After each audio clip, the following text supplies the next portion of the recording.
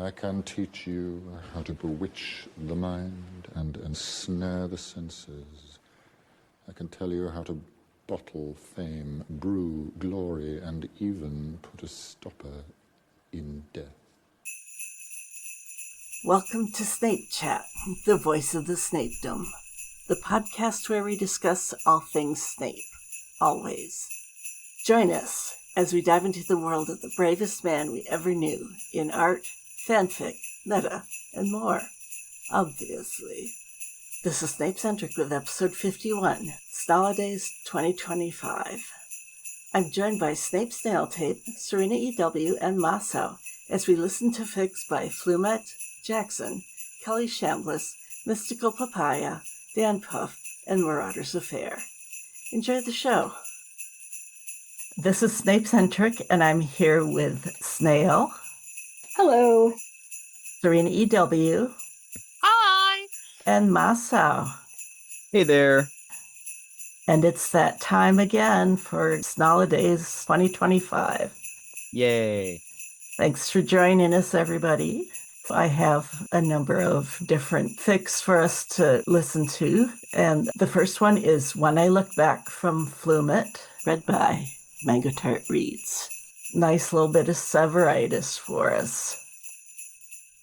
When I Look Back by Flumet, read by mangotartreads.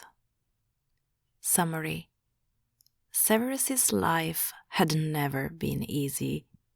Some of his first memories were of fear and pain, of the alcohol smell lingering in a dimly lit house. His childhood home had rarely been forgiving or welcoming. Instead, as a child, he'd walked around the house with light steps so as to not be noticed. He'd carefully peeked around corners as his parents argued loudly. Though there had been bright moments at times, it had certainly never been easy. Severus's life had never been easy. Some of his first memories were of fear and pain, of the alcohol smell lingering in a dimly lit house. His childhood home had rarely been forgiving or welcoming. Instead, as a child, he'd walked around the house with light steps as to not be noticed. He'd carefully peeked around corners as his parents argued loudly. Outside the house, it hadn't been easier. Once he'd been big enough to go out alone, he'd noticed the looks his peers gave him. They perceived him as something odd, something to stay away from. Not all had been bad. The earlier memories he had of his mother were bearable, sometimes even comforting. He remembered how she used to clean the scratches he got from playing roughly with the other kids, her soft touch, the times she'd tuck him in at night. He even remembered her once in a while trying to scrape up enough money so he could have a treat when they were out. As time passed, her warmth became colder as she wilted away in a house without sunlight. Her once wavering smiles exchanged with glossed-over eyes. The attention she'd once given him had slowly faded into indifference. Though there had been bright moments at times, it had certainly never been easy. Severus had never planned on becoming a parent. Correction. Severus never wanted to become a parent. He knew how many ways it could go wrong. He'd seen it, lived it. Then, one little 4-year-old boy had entered his life, much against Severus's will at first. He found that, perhaps, it wasn't so horrible to be a parental figure of sorts. As time went on, he found himself hesitating when thinking of handing the boy off to someone else one day. With even more time, it aged to become an almost impossible thought. Autumn, the year Harry turned 5. Severus had been hesitant to let Harry go to a Muggle primary school. He'd gone to one himself as a child. Even before Hogwarts, Severus had never been popular. Most children stayed out of his way. He hadn't hated it since he hadn't known of much more. He'd preferred the solitude. It was better to be ignored than to be bullied and teased, he came to learn. Still, it felt different from the others. He had a hard time making friends in his younger years. Not that he was much better at it when he grew older, though he'd found other things to devote his time to, such as potions and reading. As a child, the isolation and bullying had only made his distaste for Muggles grow. His incompetent father and ignorant peers made him feel like he should be, like he was, above them all. His own studies of dark curses and fascination with dangerous magic only grew from it. Old books from his mother's side that he found helped him with his unsupervised studies. Partly because Severus didn't want Harry to have a similar experience. The hate had done nothing good. Part of him was still colored by his past beliefs. He was hesitant to let Harry be surrounded by such ordinary beings, ones who couldn't understand him fully. Harry's situation wasn't like Severus's had been. Being confined in a castle where everyone, even the students, were years older wasn't good for Harry. The school provided not just education, but also friends his own age. Harry's short time in preschool had gone well enough for Severus to dare to give it a chance. It quickly became evident that Harry was quite a social butterfly. Though he showed uncertainty in new situations, Harry still acclimated quickly. Severus couldn't help but notice the similar traits Lily had that he saw in her son. Kindness, creativity, curiosity. Harry was a bit too innovative at times, his harmless ideas developing more into mischief. Though, counting how much of a rascal his father had once been, Severus found himself lucky it wasn't worse. Either way, Harry enjoyed school. He was always excited to tell what he'd learned that day. When Severus came to pick him up, he was always playing with the other children. Despite the discomfort Severus felt from waiting in the foyer as Harry finished up, the fact that the boy had friends made him feel content. Holidays were a highlight for many children. Over the years, Severus had to endure even 7th-year students acting like small, excited children when it came to presents and treats. Harry was no exception on that front, since he loved most holidays. Their first Christmas together, he'd been more vigilant at first. The vigilance had grown to excitement once he'd received gifts and treats. For his 2nd year, Harry had been more prepared. After being assured there'd be presents that year too, the excitement leading up to the holiday had set in. On Christmas Day, Harry had received small presents from several of the teachers who stayed at the castle over the holidays. Most of them, actually, if Severus was not mistaken.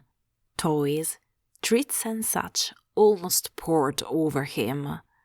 All Severus had been able to do was sigh as his co-workers destroyed any hope he had of them not spoiling Harry. Though perhaps he shouldn't be one to complain, since he'd given Harry a child-safe potion kit. Their first Christmas, Harry had barely even let go of his gifts. Not even to eat. It was as if he had been afraid that they'd be snagged from him. Thankfully, it had been fewer that year, or else it would have caused quite the problem. Minerva thought it was a sign that he felt unsafe still. Severus was sure it had tugged on the heartstrings of quite a few teachers. Severus hadn't been so sentimental at the time. He'd still seen Harry as a temporary part of his life. In a way, he had understood the boy better than most. Harry hadn't felt unsafe.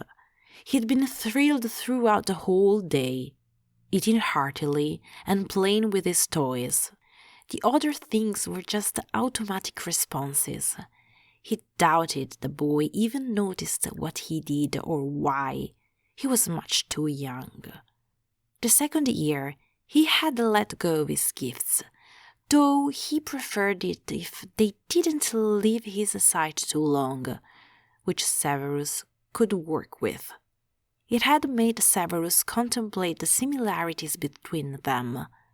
He could see a part of himself in Harry, even if he was much different from how Severus had been as a child. For Severus, there weren't many noteworthy Christmas memories before Hogwarts. He remembered how his presents most years had been odd, ill-fitting, second-hand clothes. Always from his mother, since she rarely took the time to write his father's name on the package.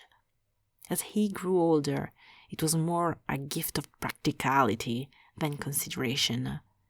They often had a holiday dinner, just the three of them, though it had always been a toned-down affair.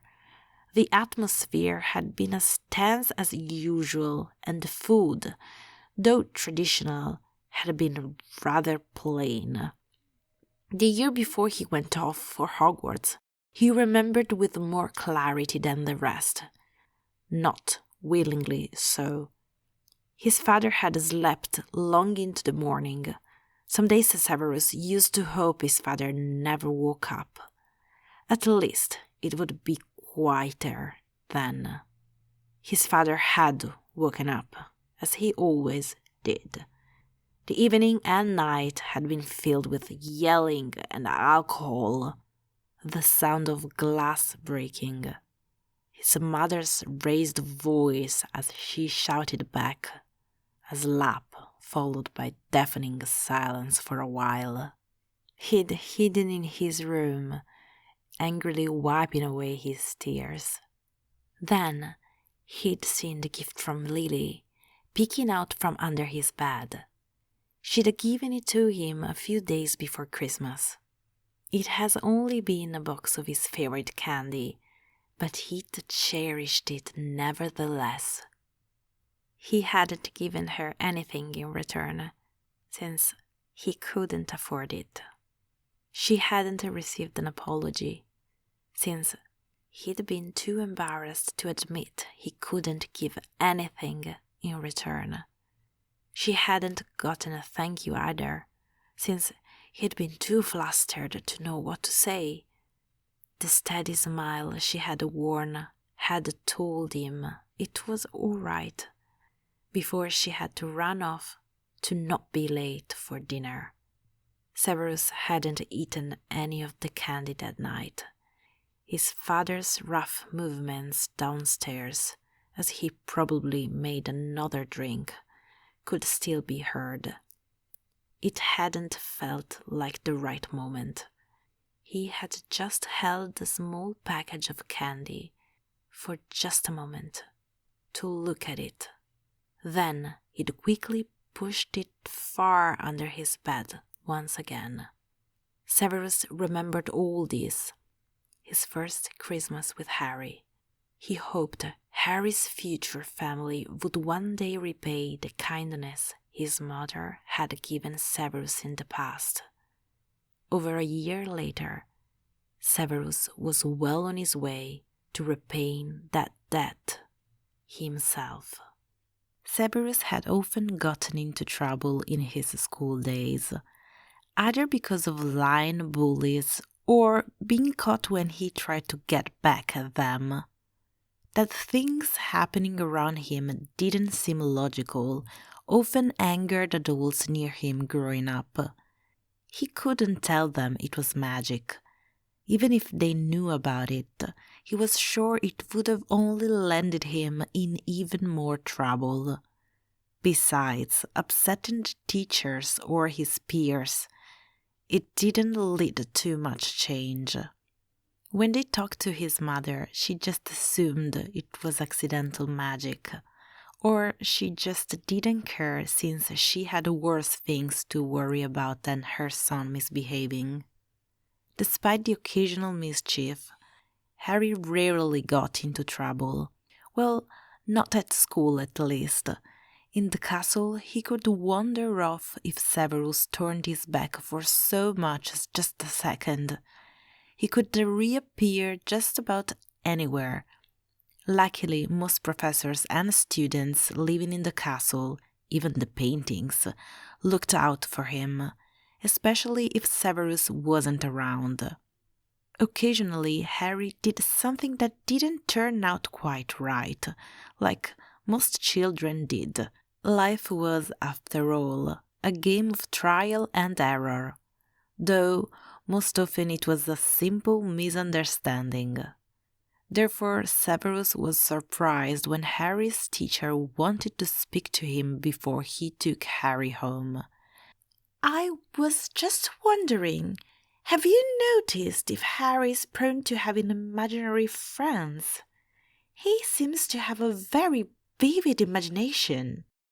Severus was a little taken aback by the question, but answered nevertheless. "Not in particular. He likes imaginary play, but I've never heard of any imaginary friends per se. Why do you ask?" He didn't enjoy being asked unnecessary questions. He had potion making to get back to. The teacher wore an expression of slight worry, though, so he stayed patient. "Well, Harry has spoken about friends whom he calls ghosts. I wouldn't normally bring it up, but his stories seem to scare the other children," she explained. "I heard something about Nick that seemed to have some kind of wound. I know children his age can have wild imaginations and like to test the waters. But if Harry's looking for attention, well, I suggest he does it in another way. If he's come in contact with something that isn't age-appropriate, perhaps." Severus just barely held in a tired sigh. He'd told Harry that he couldn't talk about Hogwarts or magic with his teachers and peers. Had he mentioned the ghost specifically too? He couldn't fully remember. Of course, Muggles would assume Harry was looking for attention. In reality, he was just talking about his friends. And that the teacher, even though he'd seen a horror movie or a comic or something age-appropriate, if only Muggles knew that ghosts were real and they were the least of your problems. There was dark magic in the world that would make them beg to see a real ghost instead. "I'll talk to him. It will not happen again." Severus interrupted the anxious teacher. Yes, thank you. I think that'd be best." she said, obviously relieved. How many nightmare parents did she run into regularly? Thankfully, Severus rarely had much contact with parents as a teacher himself. Severus's conversation with Harry would mostly be repeating all the things he couldn't talk about in school. He knew it wasn't easy as a child to keep a whole world hidden, especially when you lived it daily. Luckily, most slip-ups were chalked up to being children's imagination. Once the teacher left, Severus let out a frustrated sigh. Muggle's ignorance was both a blessing and a curse at times. The next moment Harry came running up to him with a bright smile and hugging his legs. Most evenings they spent in their quarters. Harry often played on the floor in the living room while Severus sat and read a book or marked essays. Their evenings varied, but it was usually filled with a sort of calm. Well, as much calm as you can have with a 5-year-old around. "Severus, can we play?" Harry asked one evening after they'd had dinner. "I have work, Harry." "Oh," Harry said. "Can I help?" Severus had quite a few potions Madame Pomfrey needed that he hadn't been prioritizing. With the winter cold increasing, her stock would soon run out. They were rather simple potions, nothing too dangerous to be around. Severus sighed. "Very well, if you promise not to touch anything that isn't yours." "Okay, I promise," Harry said excitedly. The potion kit Harry had gotten for Christmas was placed on a lower table to the side of Severus's table. The ingredients were all cheap and harmless, though a few had a nasty taste, and there was no boiler. Harry mostly played around, mixing ingredients randomly while Severus worked. When he had time and didn't have his own potions to focus on, Severus sometimes helped Harry practice more real potion making. Mostly it was making cold bases for simple potions.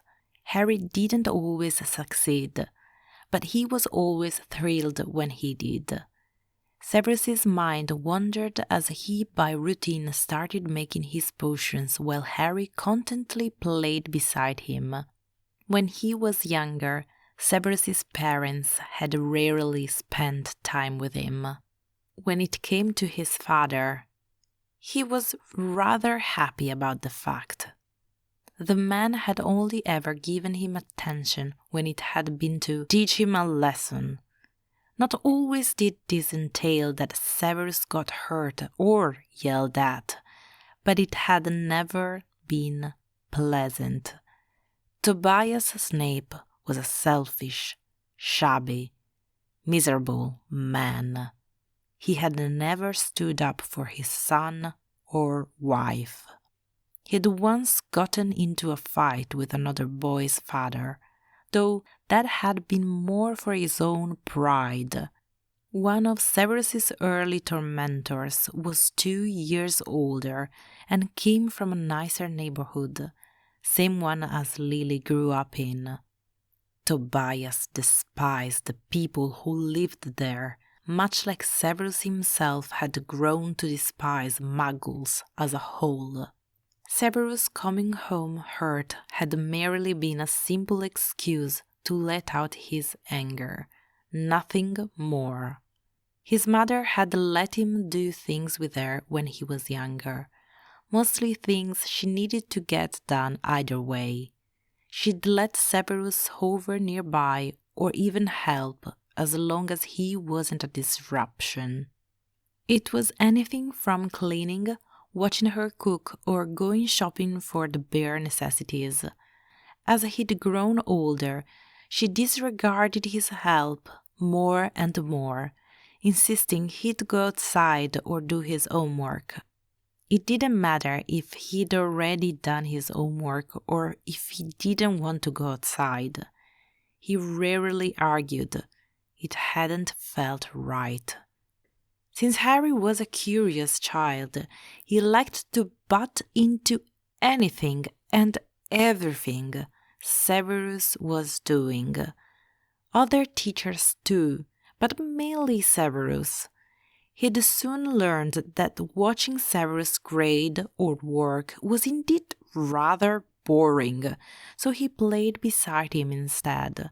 Something he enjoyed doing together was making potions. Or, well, Harry got the illusion that they did it together. The potion making itself was all Severus, but he let Harry help. It was enough to keep him entertained and happy. He found himself appreciating Harry's questions. At least when a 5-year-old asked simple questions, it was a relevant learning opportunity. When his second years asked the same questions, though, he expected a tad more basic knowledge from them. Towards the end of their potion making, Harry seemed to have grown bored of mixing things. He was instead half playing, half cuddling with his stuffed toy. His eyes drooped once before he forced them open again. Severus packed up his things, setting one of the potions to simmer overnight and bottling up the other 2 batches. Once he had cleaned up, Harry had almost fallen asleep in the small chair in front of his potion table. Severus picked him up and carried him off to get ready to bed. Once under the covers, Harry was out like a light, cuddling close to his stuffed animal. It hit him how, in a way, was doing far better than his parents had in the past. He still had his doubts, loads of them, every day, doubting if he was fit for such a role, wondering if Harry really would be happy growing up this way, fearing he'd repeat the mistakes he grew up around. So far, Harry seemed content. How sweet. Yeah, that was very sweet. I loved that. I really like how the differences in their childhood sets Severus off to kind of like remembering his own. Mm-hmm. Yeah. Yeah, I think Severitis, if I'm pronouncing that right, I've never known if Uh-huh. okay. I think I really like when it kind of draws parallels between Harry and Lily and then also Harry and Severus. I think Yeah. that Mm-hmm. was done really well here. And it is interesting to me too, because I'm a big Lily fan. Maybe if he had associated potions with more of like a positive experience, would that have been like something that he had an aptitude for, like his mother? Oh, Yeah. true. Actually, like a couple years ago, I prompted like for Severitis that it turns out Harry is not good at potions because he associated cooking and by extension similar actions with negative emotions. Oh, that's interesting. That makes a Yeah, lot of sense. Yeah. that does make a lot of sense. Yeah, so like I just had to think of it when you said that, Snail. Oh, Uh-huh. yeah. Because I could totally see him also like having kind of a bad relationship with cooking for the same kind of reason. So that totally makes sense. Yeah, exactly. Yeah, Yeah. that's fascinating. And I love that about like Snape parenting stories where he can kind of re-heal his own wounds with, it's almost like a second chance. Yeah. Yeah, Mhm. exactly. He's able to give the child like a better life than he had and heals himself in that way. Yes. I think that's lovely. That was so sweet. Yeah. Yeah. Yeah. There were several things in Mango's reading where I was like, I loved the inflection in that particular point, like where Oh, yes. Harry's drooping off. The narration sounded like it was like that realistically acted. I loved it. Right. Yeah, that was lovely. Our next one is a Jen from 2009. It's called Not a Present by Kelly Shambliss. Not a present by Kelly Chambliss. Summary. On Christmas morning at Hogwarts, Severus Snape receives a package. Severus, Minerva, friendship. It's fluffy without the 3 heads. For Moira of the Mountain. This story was written as part of the Harry Potter Holiday Mini-Fest on LiveJournal, 2009. The prompts I chose were gift wrapping and ribbons and bows. The package had appeared at the foot of Severus Snape's bed early on Christmas morning, but he had yet to open it. He didn't trust it. Who would be giving him presents? The only person he could imagine doing such a thing was Albus Dumbledore. And Albus had already personally handed Snape his gift, a box of Honeydukes assorted sweets. Snape appreciated the gesture, he supposed, even though he didn't like sweets, and planned to leave the box anonymously on the table in the Slytherin common room. But this other present was a surprise, and Snape liked surprises probably even less than he liked sweets. All he wanted from this miserable first year of teaching was to get through it with as little exposure to the derision of students and staff as he could manage. He didn't need anyone's misguided good cheer, and he certainly didn't need anyone's pity gifts. He thought of simply tossing the mystery present into the fire, but hesitated, since who knew what manner of irritating charms might be protecting it. And part of him really didn't want to destroy it. It was attractively packaged. He had to admit that, although the wrapping gave no clue as to the giver. Its colors seemed to have been chosen deliberately to conceal any house allegiance. The rectangular-shaped gift was swathed in a piece of silk so deeply purple that it was almost black, yet so lustrous was the fabric that it fairly shimmered. Tied around the silk was a wide ribbon of white brocade that looped itself into an elegant, unfussy knot, and within that knot was a single white peacock feather that trailed softly against the regal dark background. He had already interrogated Binta, the house elf who did what little tending he would allow in his rooms, but she could, or would, tell him only that the package had been one of several on the table where the staff traditionally left their holiday gifts to be magicked by the elves to their recipients. The purple box had been labeled merely Snape. Binta knew, or chose to vouchsafe, no more. Snape paced his sitting room, half in annoyance, half in consternation. If he accepted the present, would he be expected to reciprocate? He had no experience buying gifts, and could think of no one to whom he wanted to offer one. And there was always the horrible possibility that this one might turn out to be from someone who was romantically interested in him. Much to his dismay, Charity Burbage had already been, to his mind, suspiciously friendly in the staff room, and there was a young barman at the Three Broomsticks who sometimes actually seemed to be flirting with him. Snape had just decided to seek the advice of Dumbledore when a knock sounded at his chambers. Muttering in irritation, he flung open the door without even checking the identification wards, and found himself facing a beaming Pomona Sprout, her arms filled with a leafy red and green plant in a red pot.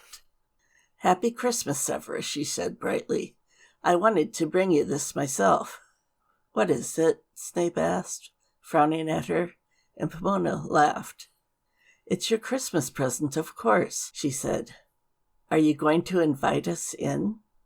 Grudgingly, Snape stood aside, and Pomona and her plant bustled past him into the sitting room. "This is Flora Felix," she said, depositing the plant near the fireplace. The plant's leaves immediately stretch themselves toward the warmth. It gives off spores that have a calming effect.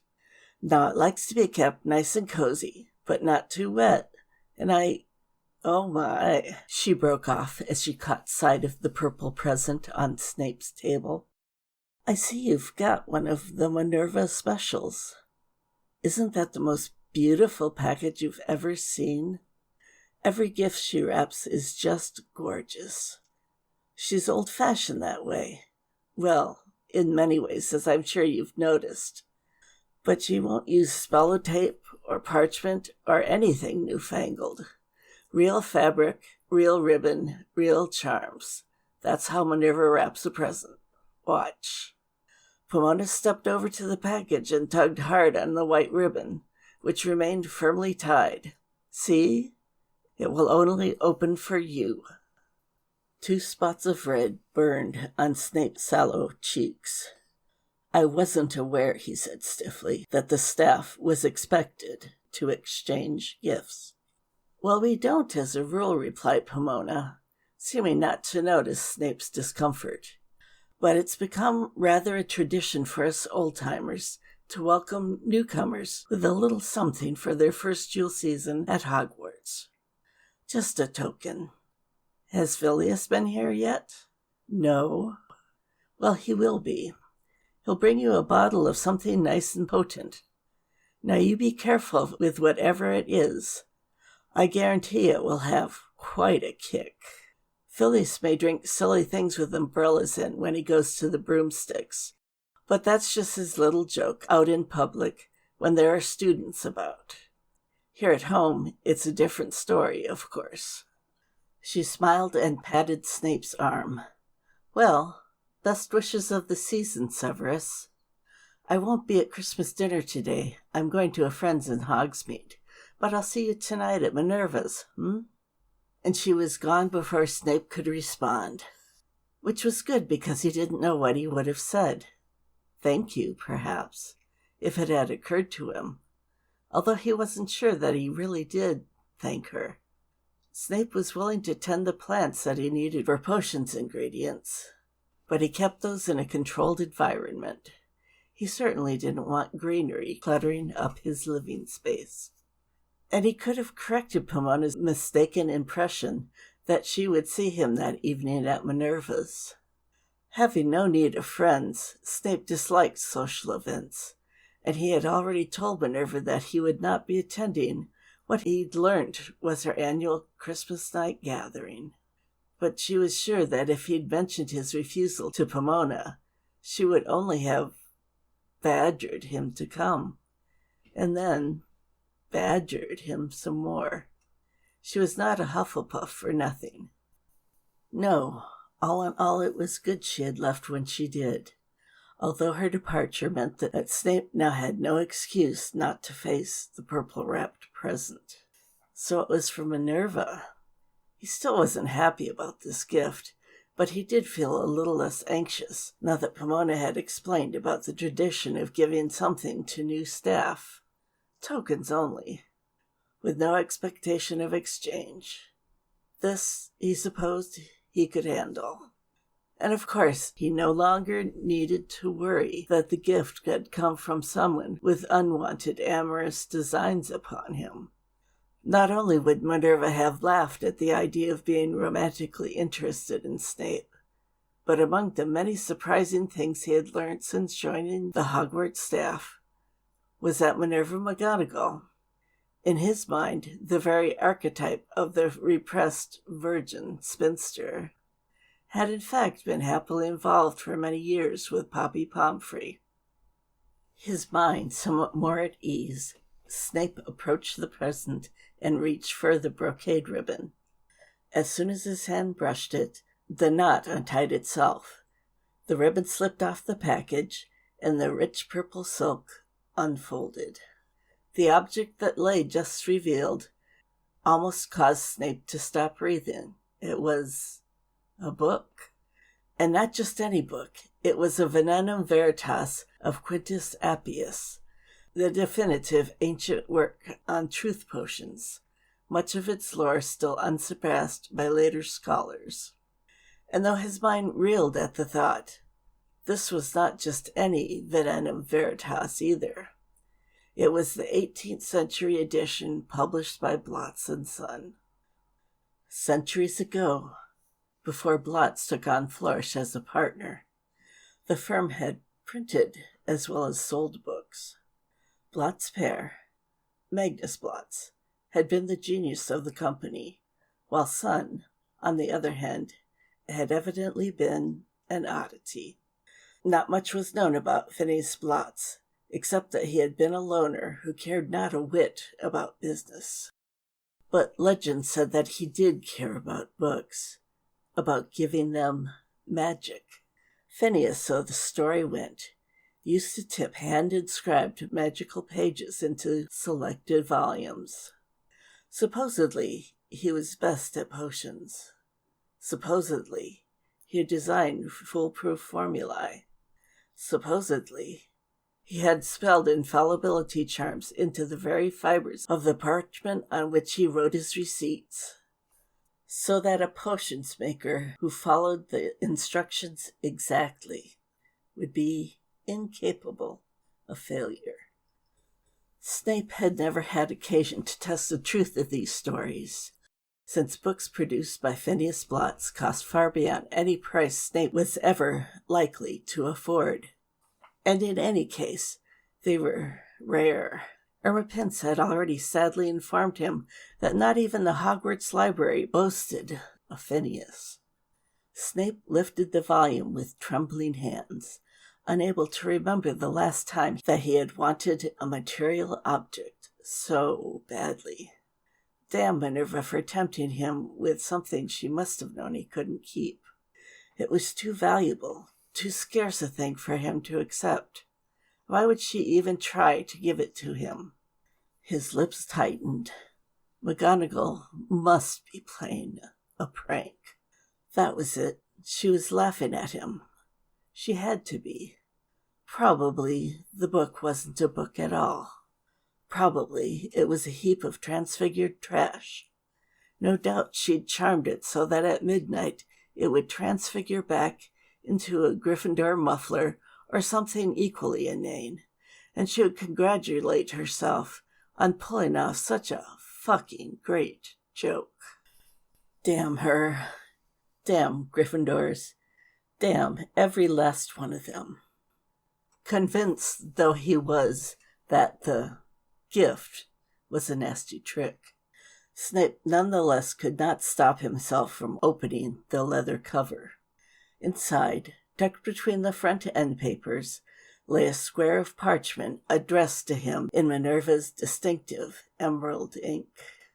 His first thought was to tear the note to pieces without even reading it. Why subject himself to her gloating? But for all he knew, the damn thing was hexed and would burst into flame like a howler if he didn't open it. So he tapped the seal with his wand. Severus Snape, Minerva had written in her precise hand. Don't you dare consider refusing this. Oh, I know what you're thinking, that it is too rare a prize to receive from someone whom you know only formally, and whom I doubt you much like. And perhaps you are also afraid that by accepting this book, you'll be putting yourself into some sort of debt to me. But you may set that fear aside. What you're holding is not a present. It's an obligation. Mine. When I took possession of this Venena Veritas many years ago now, it was with the understanding that I was a custodian only. I promised to pass these pages on as soon as I met a scholar capable of appreciating their powers. I've seen your potions work, Severus, and I believe you are that scholar. So I am pleased to be able to hand this treasure to someone who can use it. The book will not reveal its secrets to me, you see. Mr. Blotz charmed his parchment to respond only to those gifted with the mastery of potions. In short, you will be doing me a favor by accepting stewardship of this volume. If someday you care to hear its history, I'll be happy to explain. In the meantime, I wish you a restful Christmas. There was no signature. Minerva didn't believe in belaboring the obvious. Snape twisted his lips in a half smile as he read the closing. She apparently knew him too well to wish him a happy Christmas. Well, to a teacher, a restful holiday was preferable anyway. He wasn't sure how long he stood there, holding the priceless gift in one hand and Minerva's note in the other, reluctant to move. What if he opened the book to Phineas's dipped-in pages and they remained blank?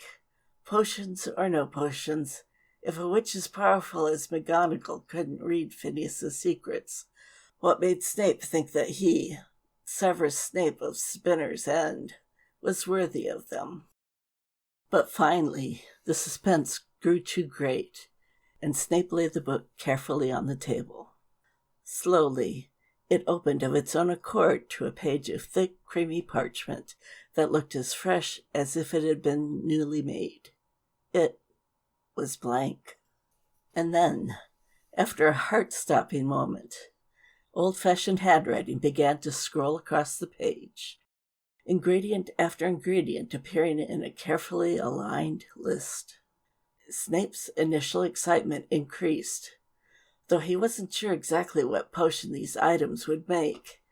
He could tell by their rarity and combination that the result would probably have something to do with healing, perhaps something that would be a great boon to the wizarding world.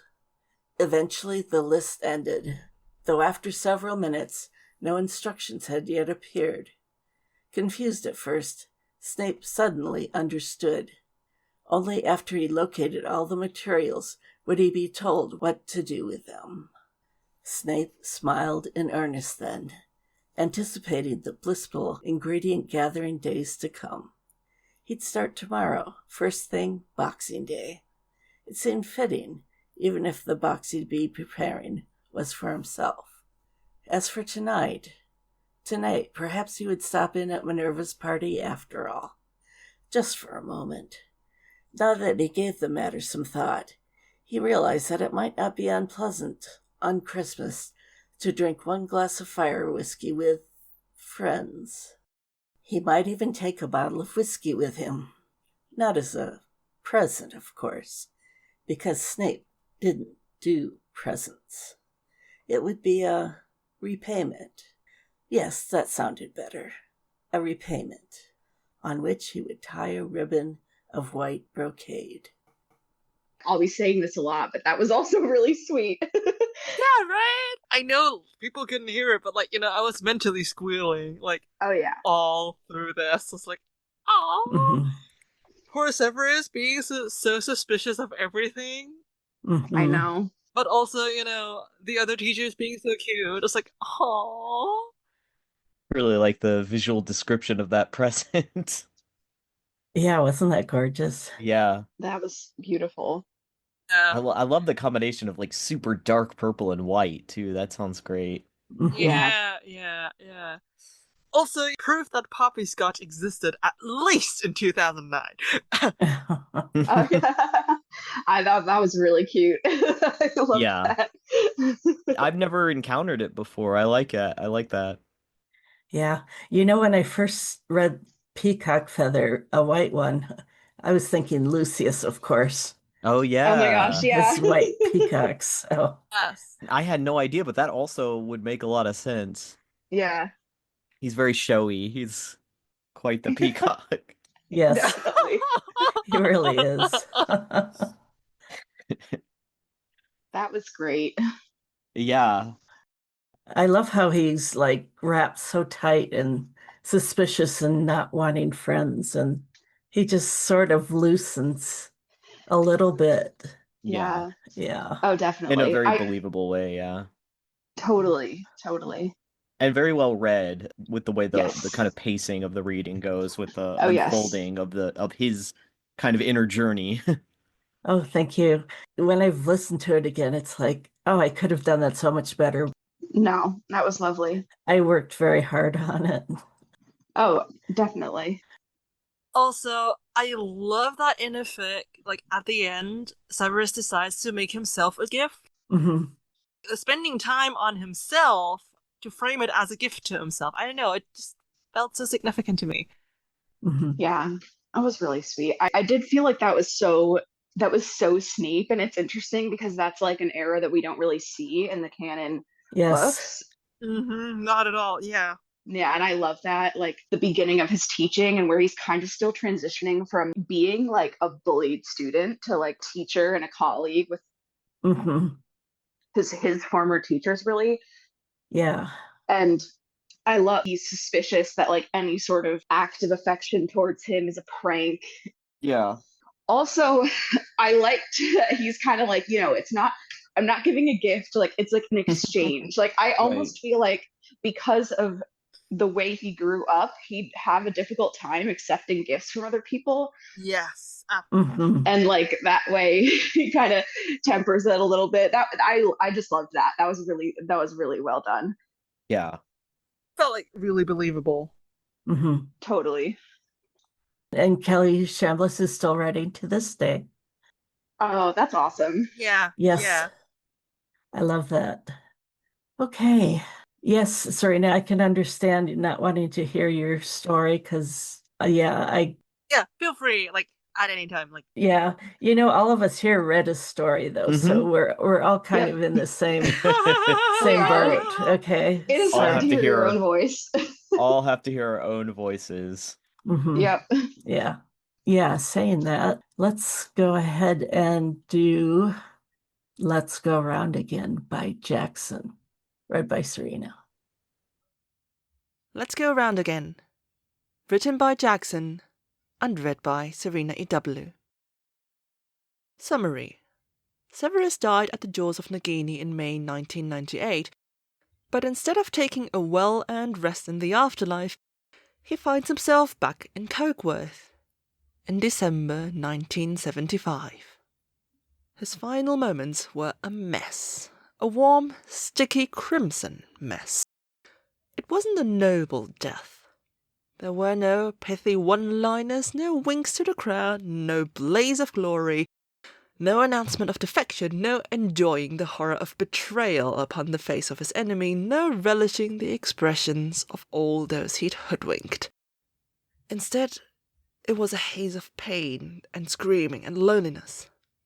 His arteries pumped furiously, but like so much in his life, his efforts only made things worse. He could do nothing but flail in agony as his precious blood spewed from the deep lacerations in his neck and onto the dirty floor below. As his strength ebbed away, he suddenly sensed someone standing over him, and it took all of his remaining energy to force his eyes open. He didn't know what he'd expected to see. A reprieve with the Dark Lord returned? A friend come to save him, perhaps? Unlikely. He'd had few to start with, and even fewer following Albus's death. Maybe Albus was the answer. Maybe he'd see a blackened hand extended from beyond. And if he did, bearing in mind what he knew now, would he even take it? It was none of the above. Instead, he saw those green eyes. His eyes. Her eyes. And so it was at age 38 and 3.5 months that Severus Snape finally knew no more.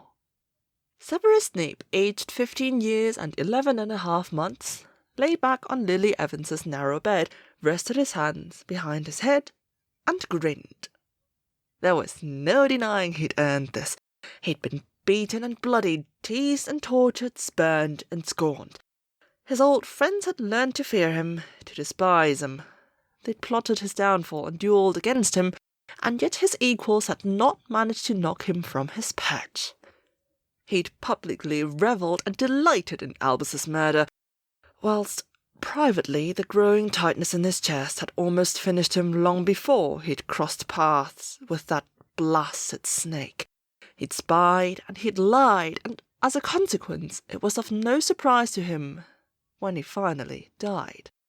Granted, he hadn't expected to have his throat ripped out by Nagini, but the fact that it had been the Dark Lord to issue the direct command barely caused him to raise an eyebrow. It was a little hazy after that. He vaguely remembered Potter, and two contrasting emotions battling for supremacy, relief that it was all over and his mission was done, and bitter disappointment that this was how it all ended. Frustration that he'd never get to be a different man, never have the chance to live out his days in the changed world that he'd helped to bring about. And then, for magic can be a difficult, awkward, funny little thing, he'd found himself back in Cokeworth at Christmas in 1975. It had started so well. He'd tidied his room and breezed through his homework. He'd wrinkled his nose as he pulled his dirty school clothes from his bag, where he must have left them on arriving home at the start of the holiday, and put them in the wash. He made his parents a cuppa, then swept the yard, and even popped up the road in the rain to get Mrs. Jones her paper and cigarettes from the shop. After tea, when he stood and started to wash up, Tobias finally snorted. "Right, I've had enough. What are you after?" "Excuse me?" Tobias shook his head and picked up the newspaper, turning it to the sports pages. "Excuse me? Bloody hell, Lean. 1 week at the posh family's place and he's full of it. Look at him, washing up. How long's this gonna last for, eh, lad?" "All right, Toby," Eileen hissed, taking the clean plate from Severus, noting his skull. "Just be grateful he's trying to help." "Trying to help?" Tobias mocked. "You ain't getting out, lad, I'm telling you now." Severus blanked him out, letting his well-practiced occlumency shield surround his brain. He'd forgotten how belligerent his father could be, and, lost in his own thoughts, he almost missed the loud scrape of the kitchen chair as Tobias made his exit. "Thank you, son," Eileen said as he pulled the plug from the sink and dried his hands. "You've been a good lad today." She gave him a tight smile. "Those Malfoys didn't have you doing all this, did they?" "No, of course not. They've got an army of elves." She brushed the lank hair from his cheek and pushed it behind his ear. "Good, because you're as worthy as any Malfoy," she said. "You remember that." He could feel his ears turning pink. "Yeah, all right. I'm going to Lil's. No staying over. And you behave yourself." "I always do." Lily gave him a funny look. "Honestly, you've spent a week with Malfoy, and now you've got a plum in your mouth." "I've not." He rubbed at his ears and blushed. His dad was right to pick him up on it earlier. He'd forgotten his early twang of an accent, and how he didn't fully rid himself of it until 7th year. He grimaced. After spending 2 decades using received pronunciation, dropping back into his Cokeworth accent would sound more put on than not. "You have! You sound proper la-di-da. Definitely Malfoy." "It's not Malfoy." Of course, back in the day it had been. "No? And he's not right about everything," Severus ventured, feeling a bit braver. "It was my dad, actually." Lily's eyes widened. "Your dad? You're telling me that you've done something your dad wants you to do?" Severus shrugged. "He said that if I was going to aim high in the world, I shouldn't be talking like I came out of the local secondary school." He gave a wicked grin. "Not like your sister, eh?" "Seth!" Lily admonished, but she smiled back. "Are you seeing eye to eye with him now, then?" Severus nodded cautiously. It wasn't quite a lie. After all, he stood just as tall as Tobias these days. "Good," she grinned, sitting back on the bed and pulling him down to sit next to her. "I think your dad's a better man than Lucius Malfoy." He leant back against the headboard and pulled his knees up to his chest. "Yeah, me too." There was a moment of silence as Lily chose a record. They both listened to the low hiss as it revolved on the player before the song erupted, and then Lily turned back to him. "Didn't you have a good time?" "When?" "At Malfoy's." "Oh." He paused, trying to keep his face neutral. He could remember it well. He'd had an amazing time at Lucius's family manor that Christmas, And it was one of many reasons he'd been seduced by the Death Eaters. No. Did they treat you badly? Her look of concern made him feel a white heat of rage in his chest. I'm not an abused house elf, he snapped. I can look after myself. Her face fell, and she busied herself with the album sleeve. Fine, I only asked. No, Lil. He placed his hand over one of hers. I'm sorry. It's just... Lucius isn't who I thought he was. You mean he's not a rich, smug, muggle-hating Death Eater? I've been an idiot, Severus said, twisting his left ear, looking ashamed. He is a rich, smug, muggle-hating Death Eater, and I don't want to be that. He looked up. Well, I wouldn't mind being rich. To his surprise, Lily laughed. I hate them, Lil. The words came thick and fast now that he'd started. I hate them. I went along with what they were saying because I live with them. Hardly anyone speaks to me at school as it is, so it's easier if I get along with someone. Even if it's just Mulciber and Avery. I know they're Dunhursts. Trust me, I know. He didn't think it was possible for her eyebrows to lift any higher. He took a deep breath and ploughed on. But you remember what I said to you when we were kids, right? It doesn't matter. It doesn't matter that your parents are muggles. He put his hand to his chest. It's the magic that flows through here that matters. And you wiped the floor with most of our year. He grinned awkwardly. They hate that, you know. Oh, I know. They sat quietly with just the music from the record player breaking the silence. Eventually, she spoke. Seth, what did they do? Sorry? When you were at the Malfoys, what happened? She looked at him critically, because 2 weeks ago, you were full of mudblood. Don't. He was wrong. Her eyebrows could reach higher. He sat on the sofa whilst his parents watched Coronation Street. As soon as he saw the cat stretching in the opening credits, he picked up the nearest book, his favourite, a pristine copy of Deadly Drafts, and started to flick idly through. 12 minutes later, as the adverts rang out, he could sense Tobias staring at him. Cautiously he raised his head. Not good enough for you? Not now you've been to your fancy mate's house, eh? Toby, your mum went all over to get you that. Severus was blindsided. What are you on about? I love it. It's my favourite. It's your favourite, his dad sneered. Like hell it is. I've been watching you. You're just flicking through in pages like you've read it 100 times already. Well, of course he would. He had read it 100 times already. More like 300 times. Although not in this lifetime, obviously. In this lifetime, this was the first time he'd read the book. And now, too late, he remembered.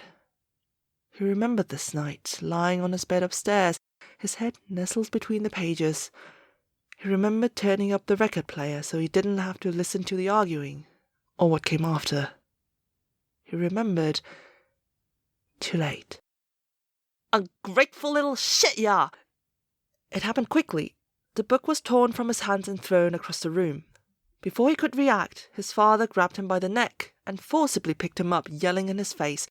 His mum was screaming, and the theme tune was blaring and his eye was bleeding. And then his dad turned and backhanded Eileen, and Severus saw red. He lunged for his father, and the two of them slammed each other against walls and doors, and finally out into the freezing cold yard. He knew he was a sight, with blood running from the cut in his eye, but he hadn't gone through the past 2 decades to put up with this. Not from him.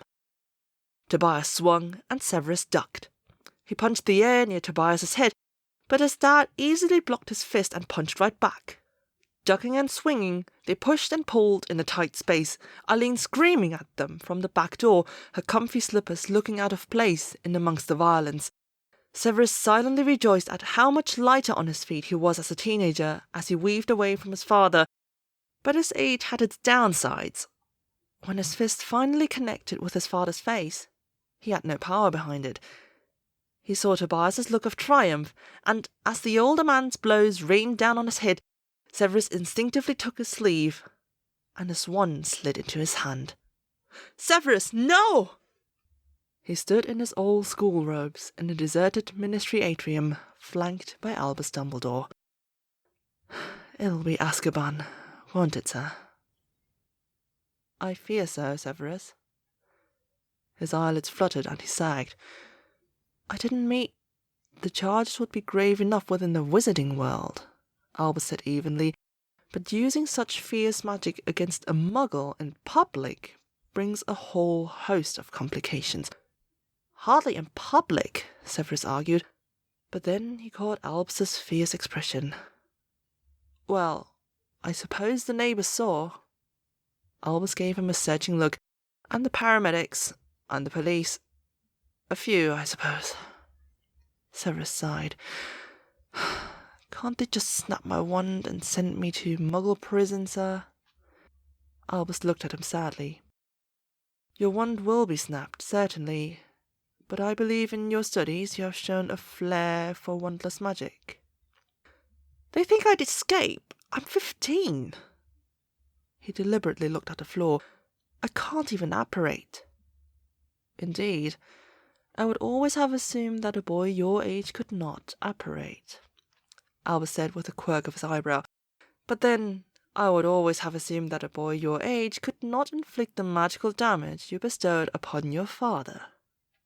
Thankfully, they were interrupted by the double doors from the chamber banging open, and the smirking Lucius Malfoy striding across the tiled floor in his grand dress robes.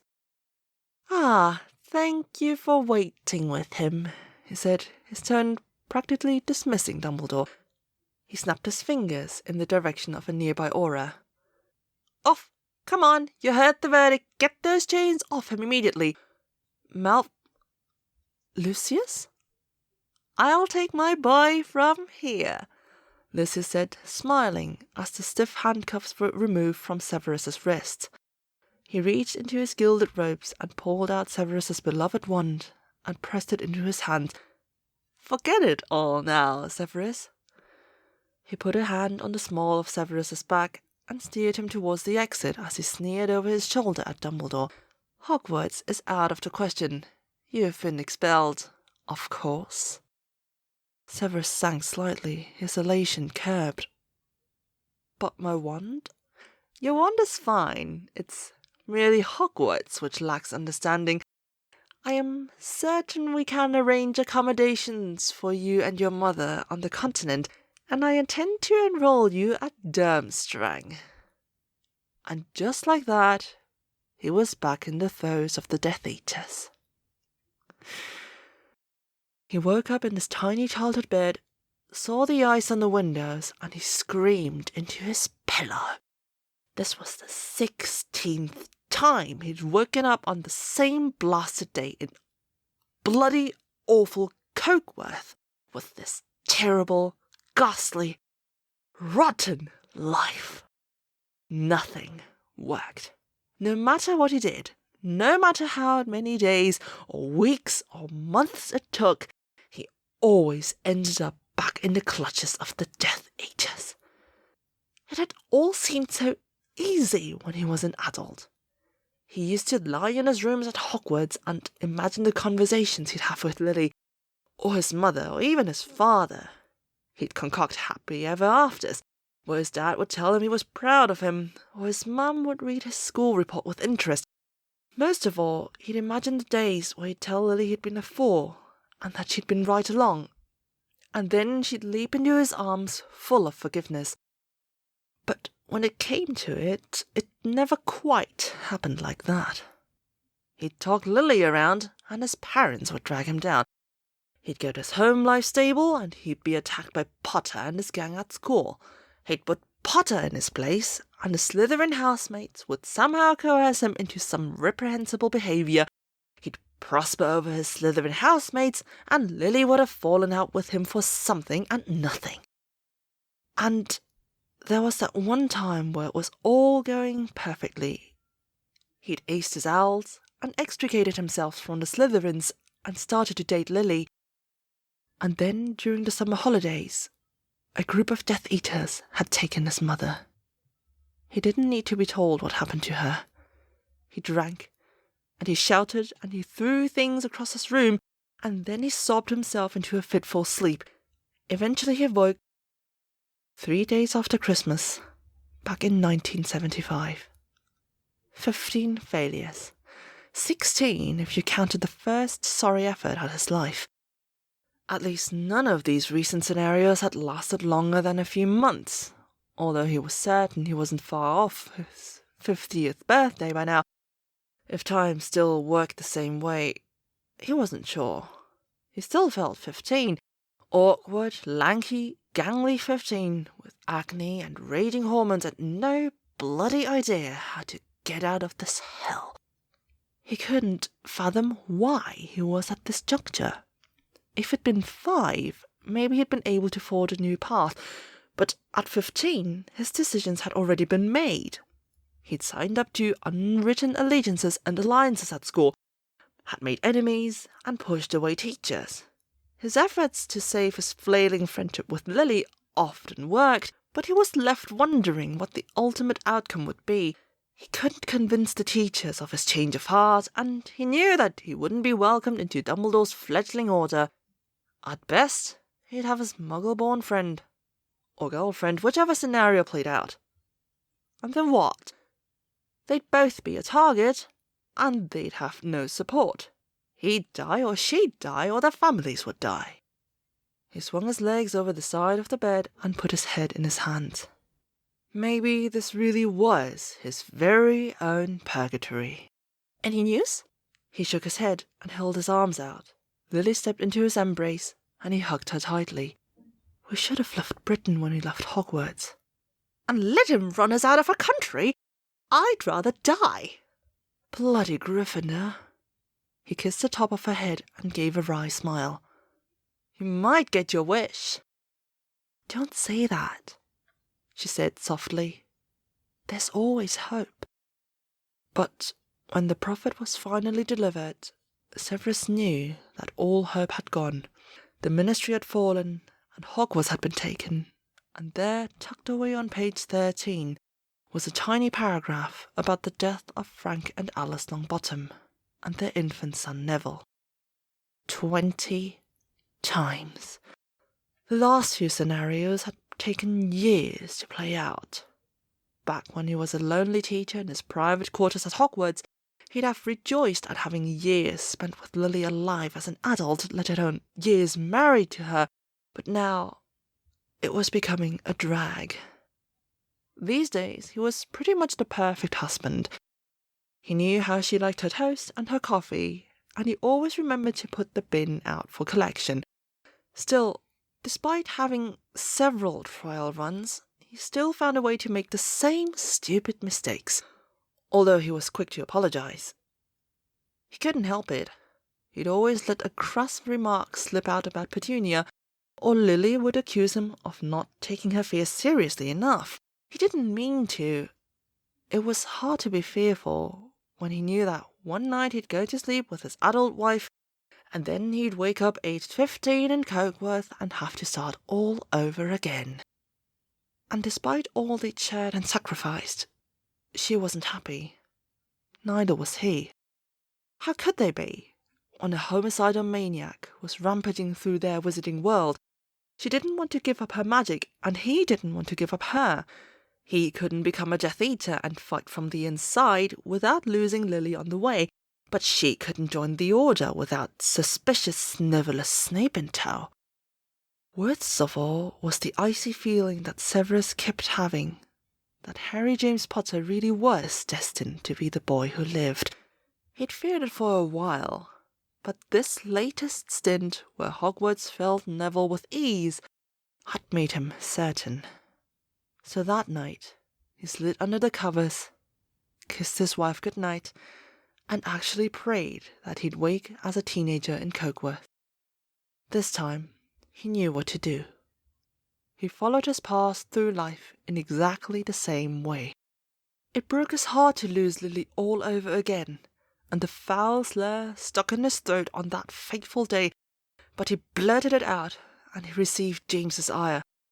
He fought in the corridors, and he glared at Dumbledore, and he wrote to Lucius Malfoy on weekends. He bared his arm before the Dark Lord, and was swallowed into the ranks. He studied and duelled and snuck and spied, and eventually he heard the prophecy. He repeated it, again the words sticking in his throat, and then he was rewarded for his valuable gift.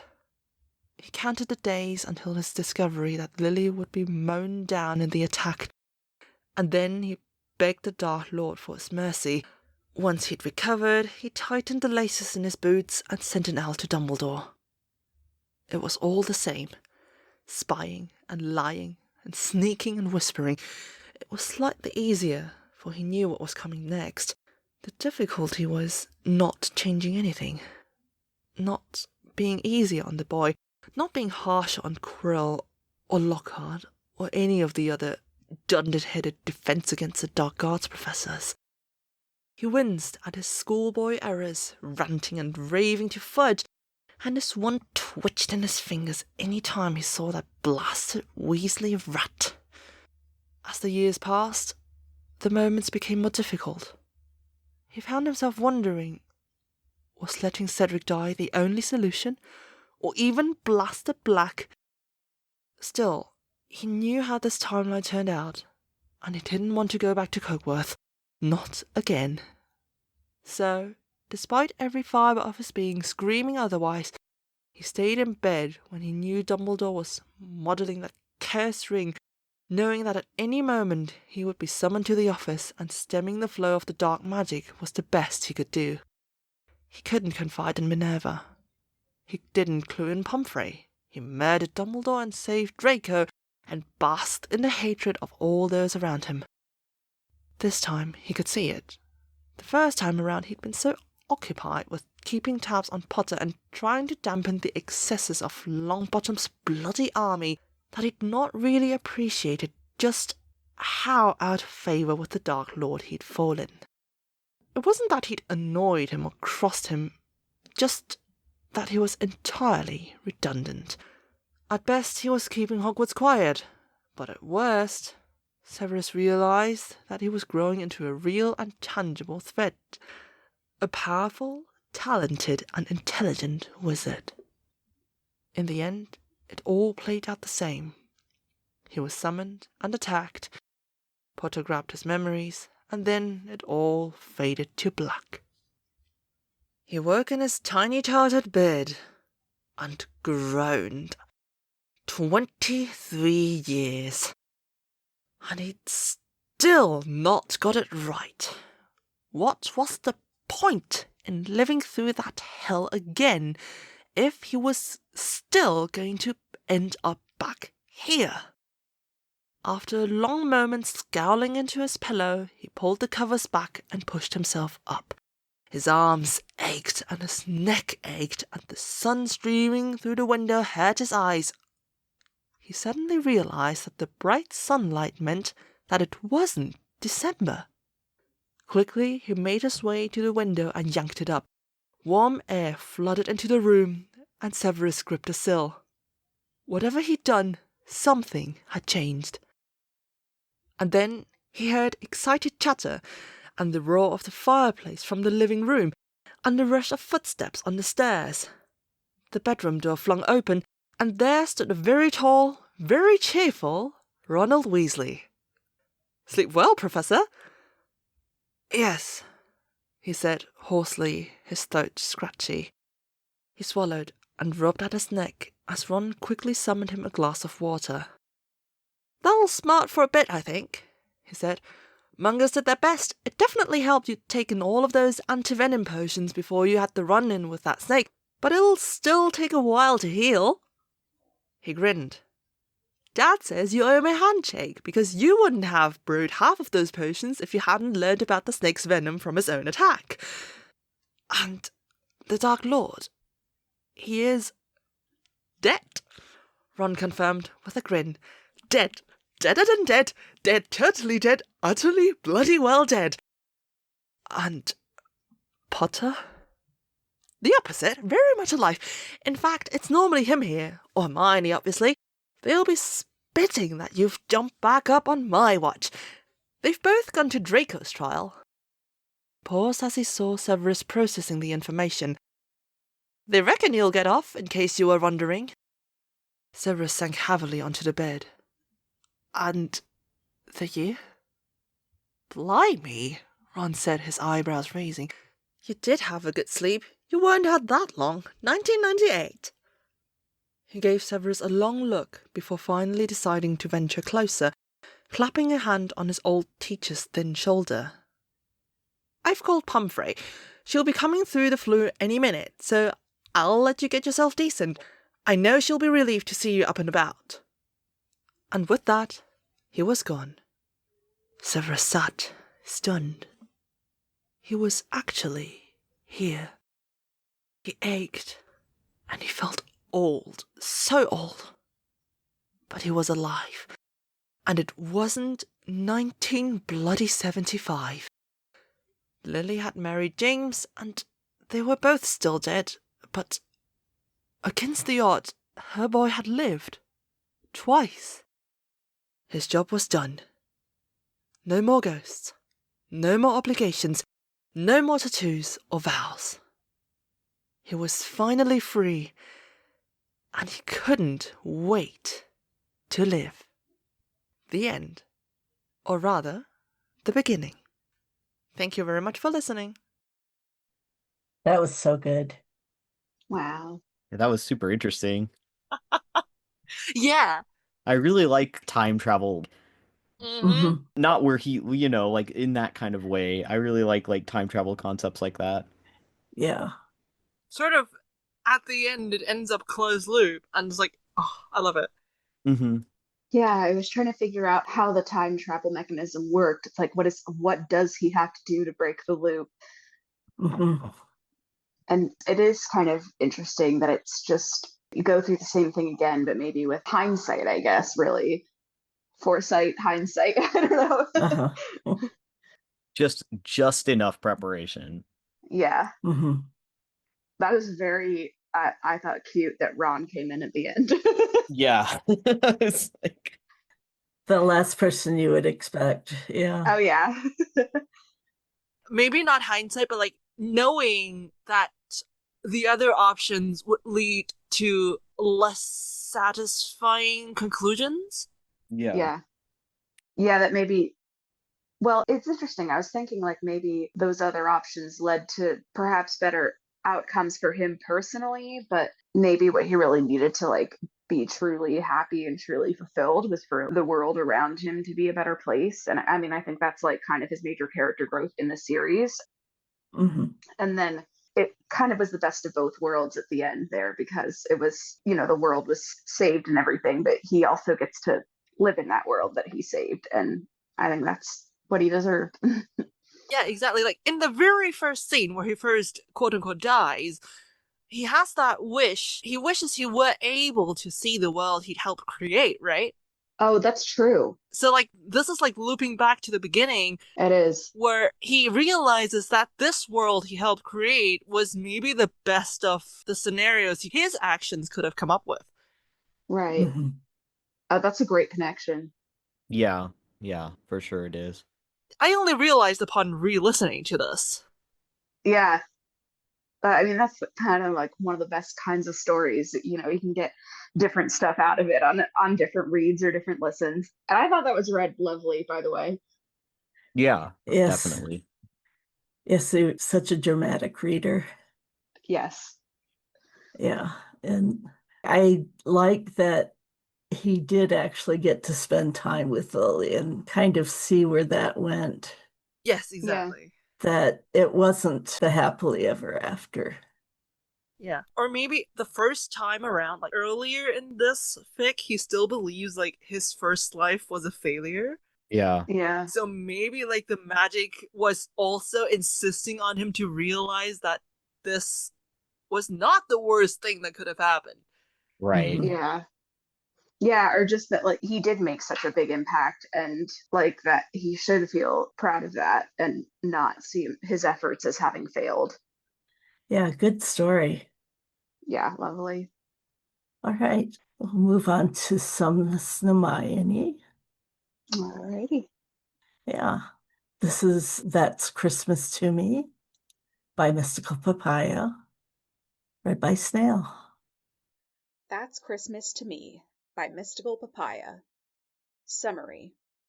A bet lost has Severus Snape going to the annual Order Christmas Eve party. Once there, he realizes that he may have more in common with the brightest witch of her age than he originally thought. Christmas 2000.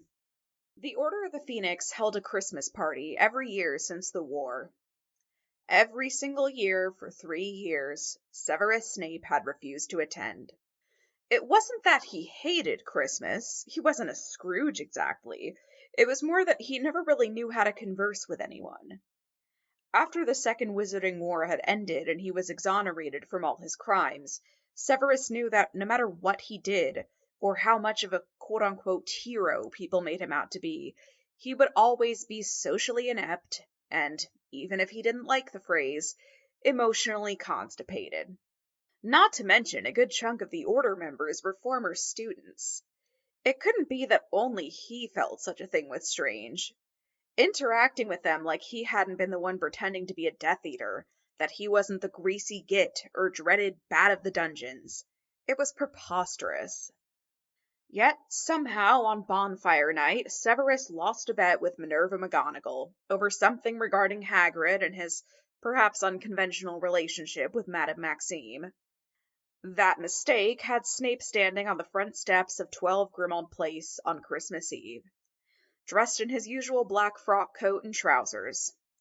Severus was ushered into the gathering by Molly Weasley. Her cheery attitude left him feeling more than a little sour. When he entered the bright sitting room, it was complete with a decor scene that looked as though Father Christmas himself had been sick over the whole of the place. Every single surface held holly or a gooey gingerbread habitation of some kind, candy dripping from the frosting-coated edges and licorice trimmings. That, though, wasn't necessarily what stopped Snape in his tracks. It was all the eyes staring at him. Some from beneath horrendously garish Santa hats, others above absurdly flashy and just plain atrocious holiday jumpers. Either way, all somehow found him and pinned him with bewildered and interested stares.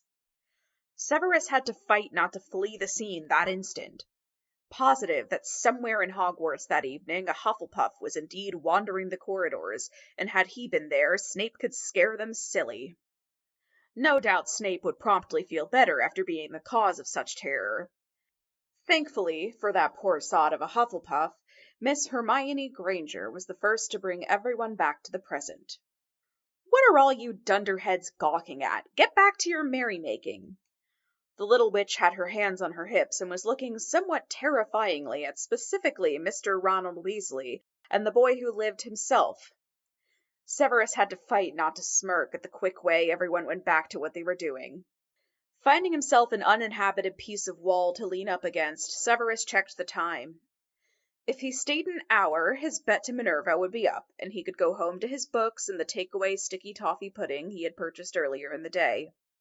He might even watch a Christmas special if all went well. Perhaps not that, actually. It was a few moments later when someone tapped his arm lightly.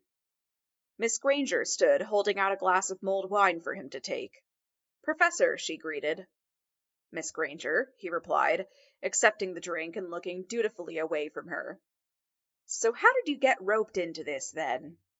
She didn't look at him, instead watched the various people milling about the room, talking and laughing with one another.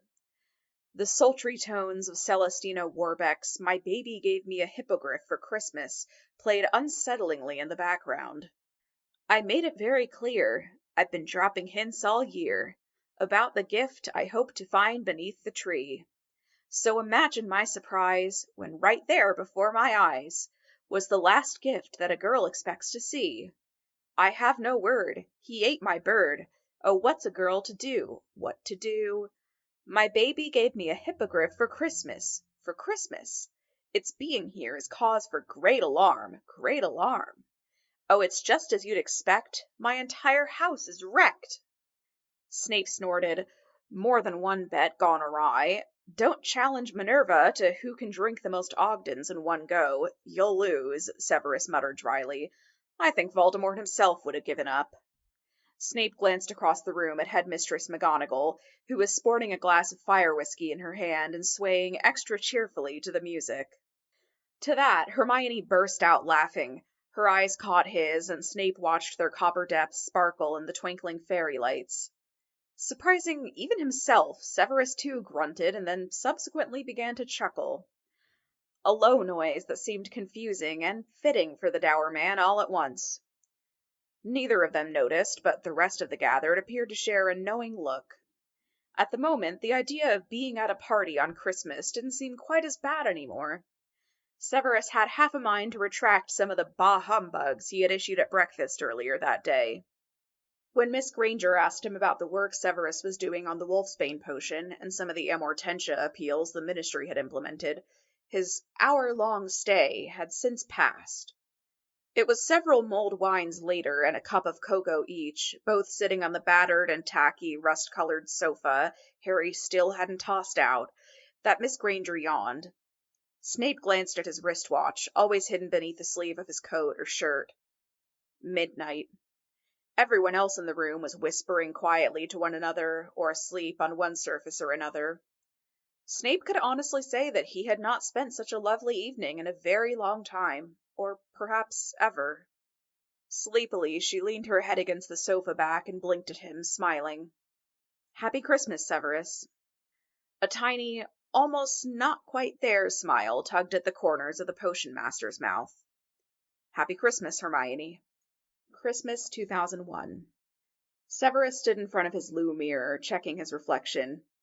This was totally and utterly absurd. There was no reason on earth he needed to be so concerned if his hair was clean enough. No one was going to care. His wicked mind tempted at him. Granger might. Well, bollocks. The party was held yet again at Grimmauld Place, and again Severus found himself abused by overly familiar touch and conversation. Not to mention all the food that was shoved under his nose or into his mouth by Molly Weasley every time she passed him. Always with the comment of, Severus, you are rail thin, eat. He had put on at least 2 stones since the war. That was the most weight he had gained in his life. If that didn't make him less thin, really, there was no hope at all. Just as he had given up this outing as a lost cause, Severus caught sight of Miss Granger. Dressed in a navy jumper with Fair Isle patterning and looking, okay, he could admit it, pretty as ever. Professor! She walked up to him with a smile across her face, cheeks pink from the cold outside air. I was hoping I might see you here. Indeed. Severus berated himself on the inside. Why couldn't he have said something more inviting? This didn't seem to deter her, though. Soon they were locked into a long and drawn-out discussion about her apprenticeship and transfiguration. It was the best conversation he had participated in the whole year. Late in the evening, when everyone had gone to bed, Severus was still sat on the sofa. He would have been gone ages ago had it not been for talking with Granger. Now she was asleep, her bushy head rested against his shoulder, lost to slumber. Severus felt a giddy bubbling in his stomach. It was foreign, but for once, not unwelcome. Shutting his eyes, he realized perhaps there was time for a little kip, just a rest of his eyes, really. Christmas 2002. A gift was wrapped and placed securely in Snape's pocket. He had put it there himself, and still he could not bring himself to pull it out. He had been at the blasted party for hours, he and Granger having snuck up to the library for a chat with no listening ears. Snape riveted by what she told him of the work she was doing in France at the moment, having moved there to study for the year. Since the Christmas before, the two of them exchanged letters from time to time, but both were busy, she more than Severus. They still found the time here and there. It was that small communication that had spurred Severus into purchasing a gift for the little swat.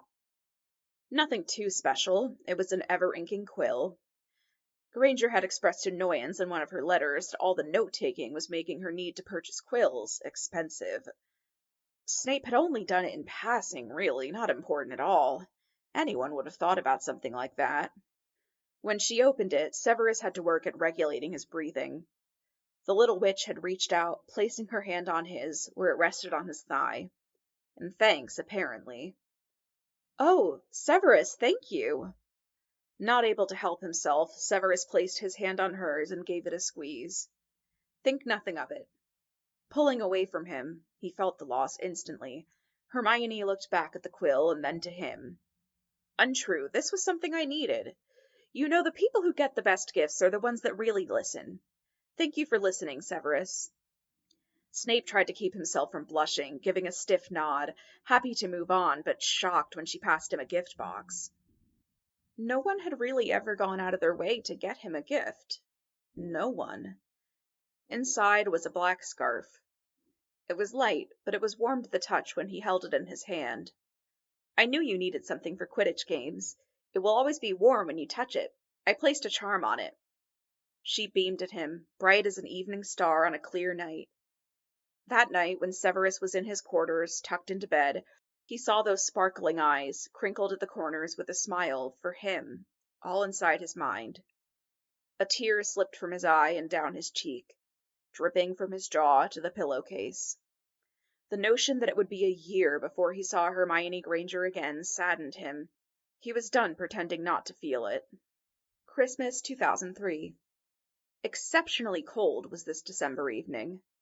For many reasons, Severus was ready to be inside the warmth of Grimmauld Place. The year had begun with more letters, and even the promise of meeting for coffee when she returned from France. When she returned, they met at least once a week, a coffee, even lunch. Good conversation flowed, and Severus smiled more than he had perhaps in his entire life. Hermione had a laugh that pierced his very soul and kindled the darkest parts of him with her light. When she had to return to France for business, their goodbye had been heartfelt. The day before she took her portkey, Hermione had looked nervous. Chewing her lip, she stole a piece of his croissant as she always did when they met for coffee. Swallowing, she looked at him, longingly. "Can I write?" "Of course." Severus snorted at her behavior, and she seemed to relax marginally. Inside, his heart began to rattle in his chest, almost painfully so. As they stood in front of her flat after coffee, Hermione again chewed her lip, then flung herself into his arms, squeezing tight around him. Pulling away, she blushed when she took in his stunned face and disappeared into her flat. They wrote, as usual. Hermione paid him attention. She thought he was worth her time, worth talking to. It made his heart swell with pride. Hermione was occupied, her work was so essential, and slowly she had less and less time to write more than a few words. Severus didn't care. He coveted anything she would say, sometimes just a small comment or funny quip that had him chuckling to himself at the head table when he received mail. Soon she would be back in Britain anyway. For once in his life, Severus had hope. After a while, his letters stopped receiving any response. Hermione was busy, he told himself, with better things to do than talk to rude old grumpy Snape. It was lucky she had spoken with him this long. After all the years of disappointment and sadness, Severus knew when to accept something hard. Still, he would see her on Christmas. That was enough. Just to see those eyes illuminate under the lights dancing about the room, or the appreciative hum when she bit into a fresh mince pie. Visions like that popped into his mind unbidden during the year. They would hit him like a bludger to his chest. The last time it had happened, Severus had resigned himself to the knowledge that Hermione Granger was more in his mind than he ever thought she might be. So that Christmas Eve night, he made useless conversation with the others, and waited. And waited. The clock struck, indicating midnight, Christmas morning. Granger hadn't shown. There were a few glances thrown his way as Severus bundled up to head back. They knew he was there for her. How humiliating. As Severus stepped down onto the snowy street, someone grabbed his arm. His heart pounded, and he prayed like he hadn't in a very long time. When he turned, it was Harry Potter standing there, arms wrapped around himself to keep warm. only moving for a second to push his glasses back up his nose. She's staying with her boyfriend till New Year. She was going to try and make it, but I guess it didn't work out. The young man shrugged. I don't know what you are talking about, Potter, deadpanned Snape. Potter gave him a look that said, I don't believe a word you are saying, and turned to go back inside. Standing, looking out over Hogwarts grounds as the owl flew away with Severus's tiny package in his claws, the potions master sighed. It had happened, just as he'd known it would. Severus's head drooped, and he worked up the strength to trek back down to the dungeons. The note attached to the gift still fresh in his mind. I hope you are well. The brightest witch of her age should have something to indicate it. Happy Christmas. S. Snape. Inside the small box was a dainty gold chain with a small gold medallion, no bigger than a coin. In the center of the little flat circle there was a star carved. As Severus walked through the silent corridors, words he didn't know how he recollected came to his mind. What is love?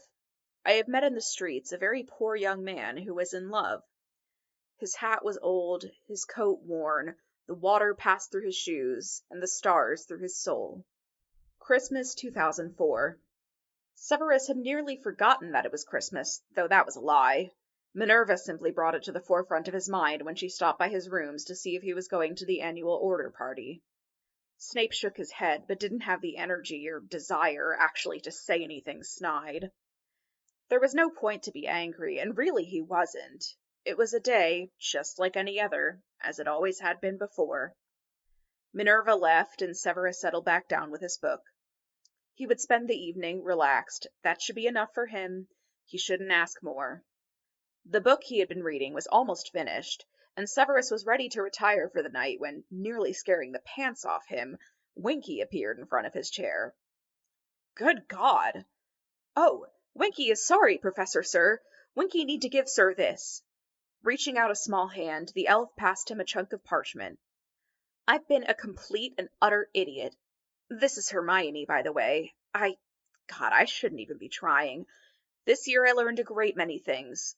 One of them, a big one, is that some people really see you. You should hold on to those people.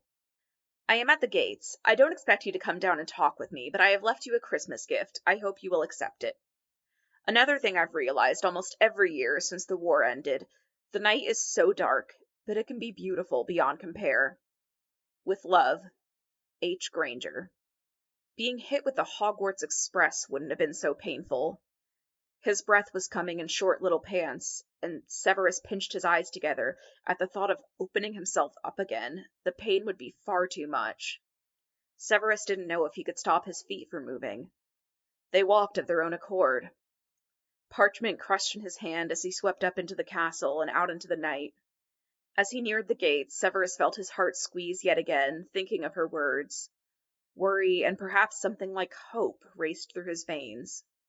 The gates were deserted, and he felt himself deflate slightly, even if he had known. There was a small box, a silver bow tied around it. Carefully, he peered into the box. Inside were several vials, crystal.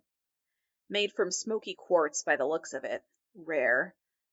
At the top, in a little velvet nook, was a stirring rod of the same material, but inside the crystal, wedged by nature herself, there were flecks of gold. Specks of it that shattered the dark illusion and brought light.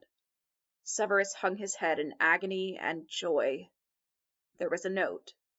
The ears are the eyes of the dark, as the stars are the eyes of the night sky. A rustle drew his attention.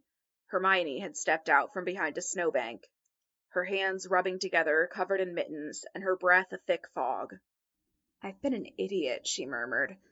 I don't expect a thing. Just know that should you ever wish it, Severus, you would have my devotion to you, because I believe that I love you very much, and have for a long while now.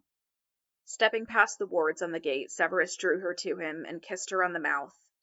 Hermione squeaked a bit in surprise, then hummed with enjoyment, a hum that reached down into his chest and inflamed his heart, filling it with liquid gold and starlight. The room was dark and warm, warmer than he usually kept the dungeons. Hermione had charmed some of the wax candles to smell like pine and cinnamon. That was enough. It started out as a slow and languid kiss, somewhat careful and unsure of one another. Hermione found that he tasted of cranberry juice, perhaps a hint of gin. To him, her flavor was more luxurious, warm vanilla sugar and the smoothest caramel. Intoxicating.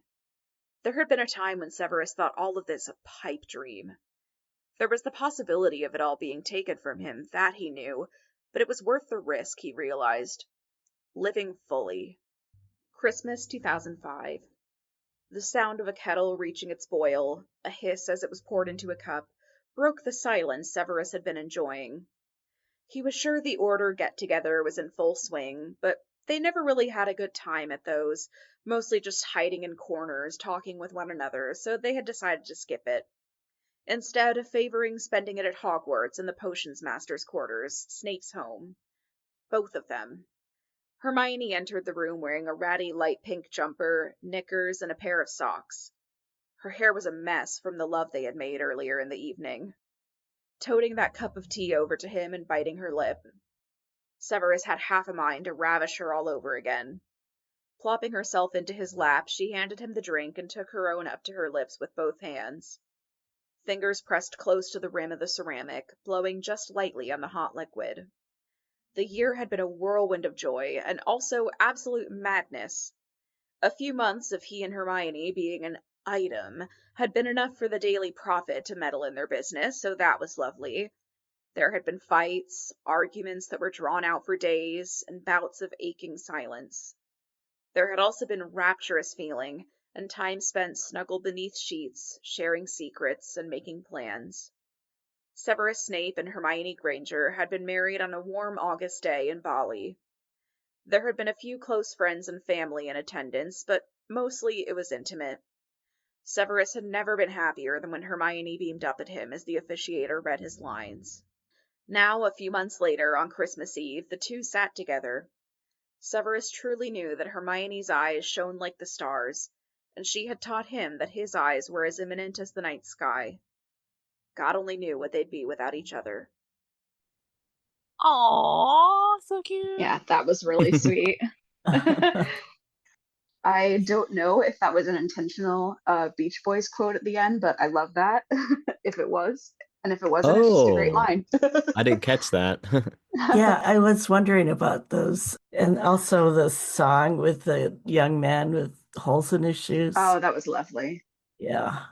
Yeah. No, now that I think about it, I mean, that song, God only knows, I mean, has like, you know, the stars motif as well. So Yeah. I would bet that was intentional. And I love a good, you know, night sky stars motif. So that I thought that was really lovely. Yeah. I like the formatting of it with the kind of like year by year. Yeah. It's just sweet little snippets and like kind of, I think it's kind of neat to see the progression of the relationship over like the same event. Yeah. Mm-hmm. That was sweet. Yeah. This next one is by danpuff. It's in the Contempt universe. Ooh. Yes. I think I'll have to be off for, revisions. I'd have loved to, listen into the scenario, but I think my time is running out. I am very sorry. Aw. Okay. Bye. Yeah. And thanks for joining us. Yeah, thanks for being here. Having me. And, have fun listening. I'm excited. I hope we'll chat again soon. Absolutely. Okay. Take care. You too. Bye. Bye. Bye-bye. Yes, the Contempt universe, where basically Harry is engaged to Ginny and is doing his Auror thing, although he's not enjoying it. Okay. And he's also got Snape as kind of a side relationship. Ooh. Very juicy. Yes. I love it. Yeah, it's really good. I'm excited. Yes. This is Snowfall by danpuff, and it's read by Faithless_3105. Snowfall by danpuff, read by Faithless_3105. Summary: Christmas at Spinner's End. A crimson poinsettia sits atop a tower of books. Overhead, a strand of mistletoe reaches down towards it. Nearby, on another stack of books, a tray of hot chocolate balances precariously. The house hardly has room for all of Severus's books, but the Christmas spirit has made room for itself all the same. A large fir tree is stuffed awkwardly into a corner of the room where the lamp should be.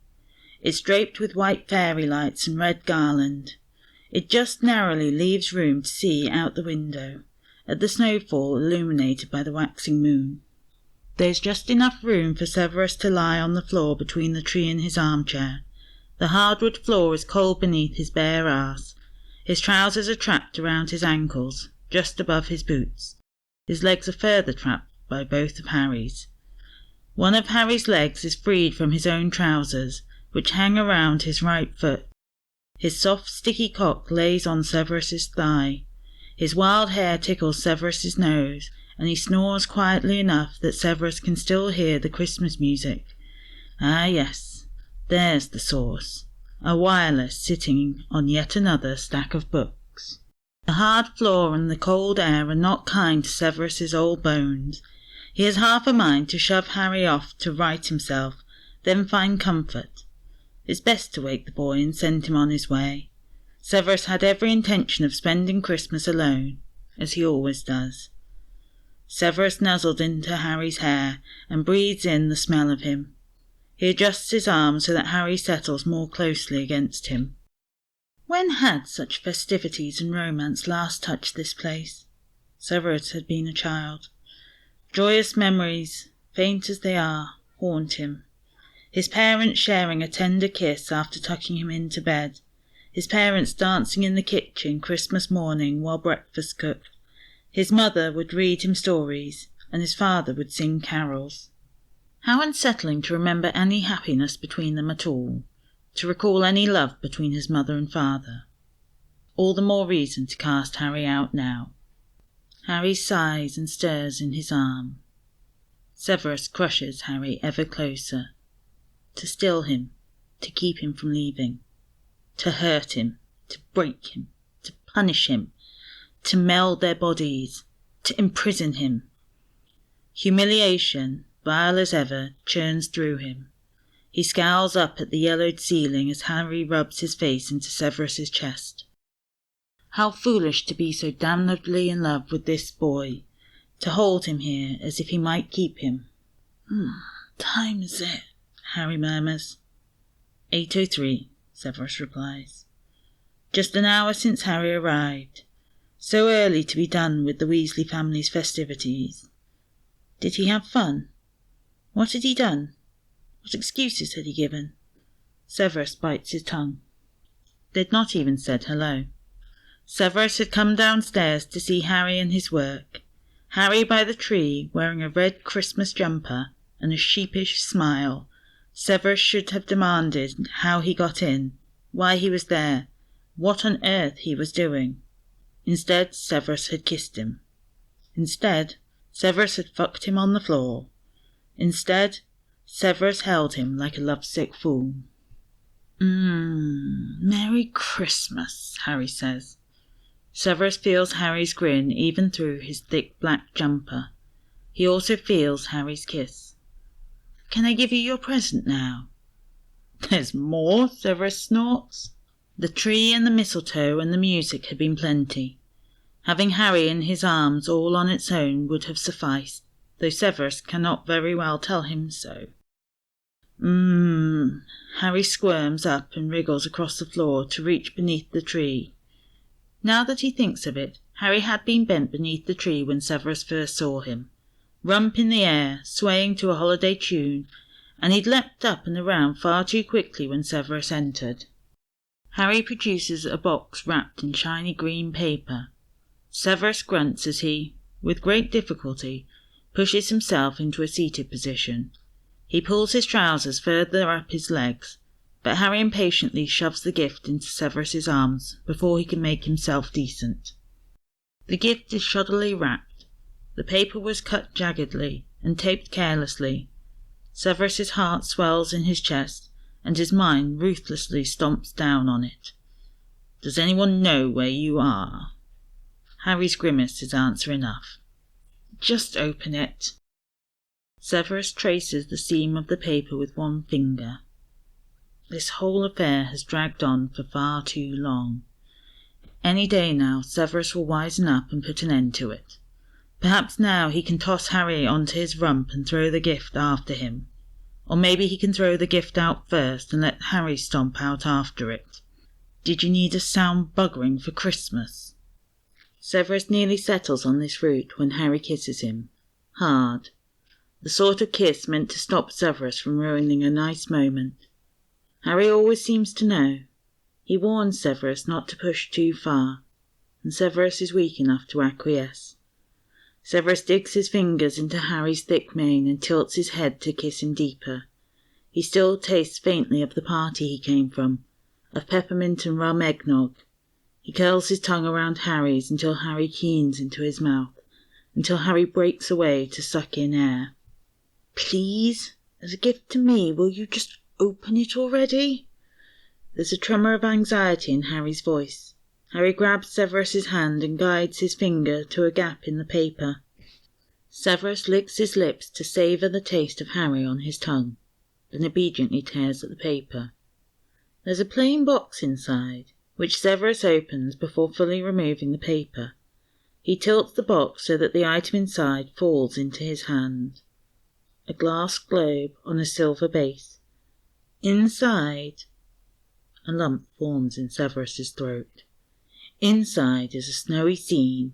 A rainbow of tulips protrude from a white blanket. A bush of camellias and icicles where fairies dance. Bowtruckles hang candy canes from their spruce tree home. Then there, in the middle, a stag and doe meet. They circle each other curiously as Harry squirms beside him. After a few long moments, they drift together and nuzzle each other. I wasn't sure what to get you, Harry says. I thought maybe a nice scarf or a journal or something. But I went to the Christmas market with Jin, and we found this artisan. He had loads of nice ones, but he said he could make special orders too, and well... Harry clears his throat, and Severus finally tears his eyes away to look at him. Harry's face is bright red, and his eyes don't quite meet Severus's. It's a snow globe, see? Harry takes it and shakes it, then shoves it back into Severus's hand. The stag and doe within leap excitedly to play in the snowfall together. I thought it was nice, and that if you hated it, you'd probably like to smash it, at least, so you'd probably enjoy it either way. The snow glitters atop brightly coloured flowers. The fairies flutter excitedly. The bowtruckles stick out their tongues to catch snowflakes. The stag and doe peer up at Severus. Then the doe turns her head towards Harry. Almost. Severus can hear the tinkling of glass. Can imagine what it would sound like to break the globe against the floor. Can imagine how it would feel to crush the shards beneath his boot. Potter, you idiot. Severus hands Harry the globe, then hauls himself to his feet. A gift. That gift of all things. Sentimental rubbish. They're Patronuses. As if it means anything. As if Harry perhaps thinks of them as often as Severus does. How his mind wanders, at times, to the strangeness of it. What it might mean. To know what memories would conjure his doe now, and what would bring forth Harry's stag. His so-called love, useless as it is. Yet he came. He made time for Severus today of all days. He had dressed Severus's dreary home for the holiday. He had given him a gift, a thoughtful, beautiful, wretched gift. One Severus will, one day, destroy. The day Harry finally breaks his heart. Severus will tear down his world to shreds that day. Will ruin every last bit of it. It hardly takes any time at all to write his clothing, and to march upstairs to retrieve a parcel from his closet. Hardly any time at all, but time enough for Harry to fix his own clothing and plant himself in Severus's armchair to sulk. The snow globe rests on a nearby stack of books. Severus snatches the snow globe and scowls at Harry. Then he moves it to a nearby bookshelf. It's crammed full of books, yes, but there's just enough shelf space to safely plant it in front of the books. Then he drops the parcel into Harry's lap. He could sit on the sofa, could bodily move Harry from his armchair to claim it as his own. But Severus chooses to stand. It's safer to tower over Harry the way he is now. He stares down his nose at Harry as Harry frowns and turns the parcel over in his hands. Neatly cut and folded down brown paper, bound in twine. Harry gapes up at him, as if Severus's nerves aren't strung impossibly tight. Surely you know how to unwrap a gift, Potter. Harry hastily rips into the paper and, as an afterthought, fights to undo the twine. Severus rolls his eyes and slices through it with a spell, which nips the tip of Harry's finger. Harry scowls up at him and sucks away the drop of blood. A vein in his temple throbs. Severus should set the thing on fire here and now, before Harry sees it. Severus has already nicked him. Why not burn him too? Harry tilts the parcel, and the bit of leather drops into his hand. Severus's heart drops with it. The black leather came from an old jacket of his father's, the gemstones from old jewellery of his mother's, the pieces she kept hidden with her gobstones under the floorboard under her bed. Severus had not known what to gift Harry any better than Harry knew what to gift Severus. What does one give someone who needs and wants for nothing? What does one give someone who deserves the world? It's a simple thing. A bracelet of braided leather with gold clasps. Small red gems dot the black leather. Garnets and rubies. They're birthstones, his and Harry's, as if he has any right to presume, as if this thing between them is... Heat pricks along his skin. He prays his face isn't as red as it feels, as red as those glittering stones. He should break the snow globe against Harry's face. No, too much. Should break it on the ground and shove Harry into the broken pieces. He should be made to feel it, this utter destruction. He should be brought as low as Severus feels. He should hurt and bleed. "Oh," Harry says.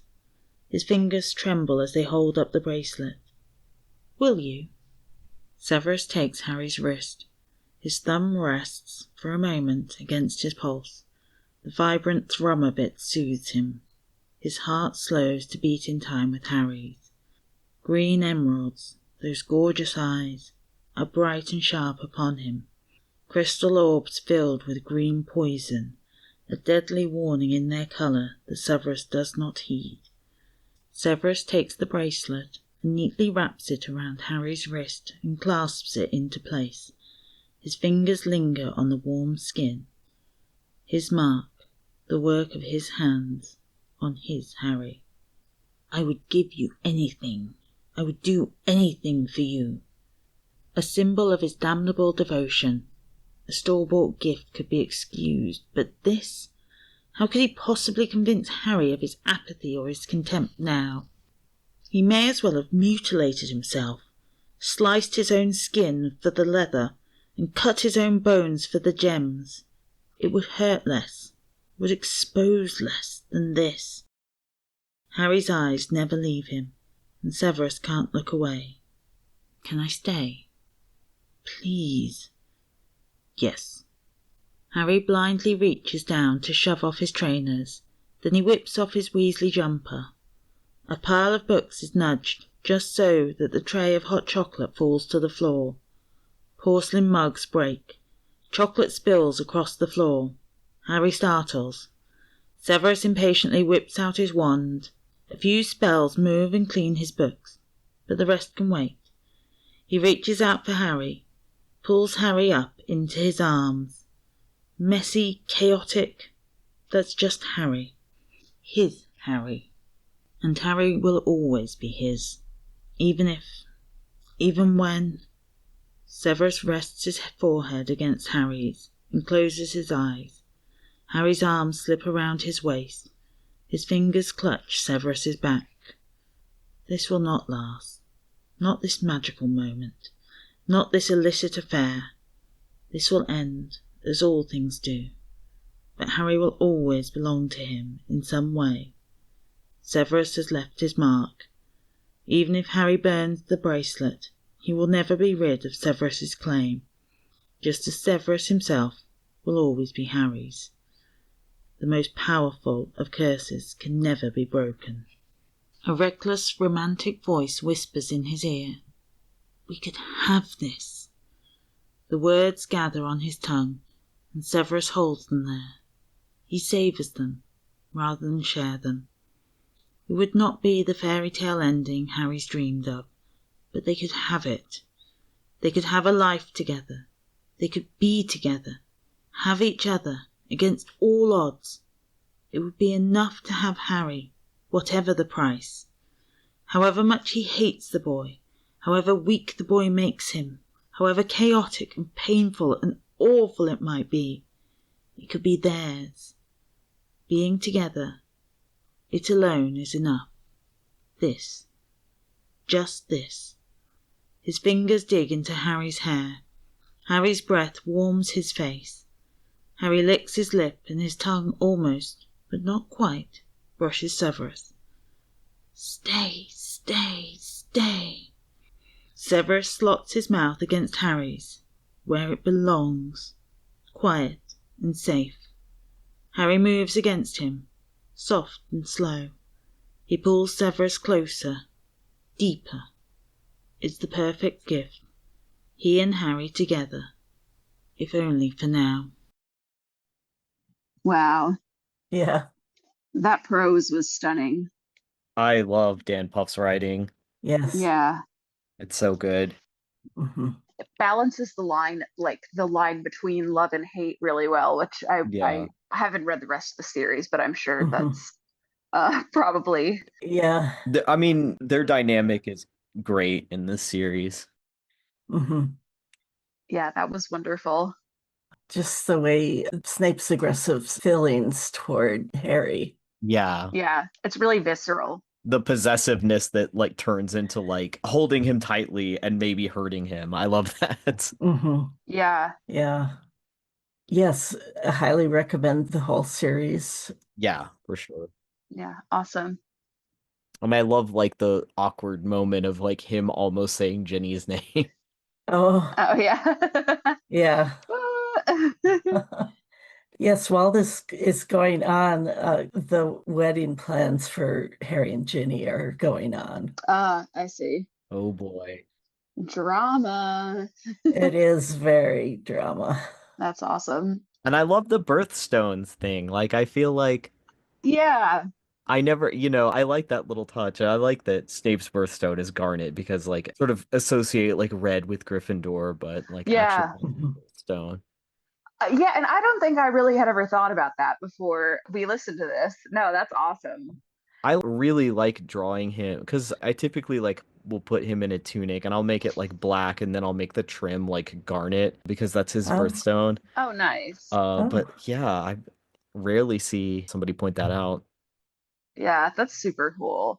I feel like that's one of the most fun parts of Christmas Fix is the creative ideas that people will come up with for gifts in the magical universe. I think these are super well done and like very meaningful. I mean, we've heard a lot of cool like gifts. We have. I was just thinking about that. Yeah. And even gift wrapping. Yeah. Oh, yes. Yeah, all super creative, but I feel like they've all been like really very Snape. Yeah. Mm-hmm. And I like the idea of the leather coming from his dad's coat and the gems from his mom's jewelry and how vulnerable that is, like how it's almost like gifting a part of himself. Yeah, that was really well done. And like the fact that he feels like such pain at opening himself up like that, which is very raw. Mm-hmm. Yes. It's like, why am I doing this when he's just gonna leave? Right. Yeah.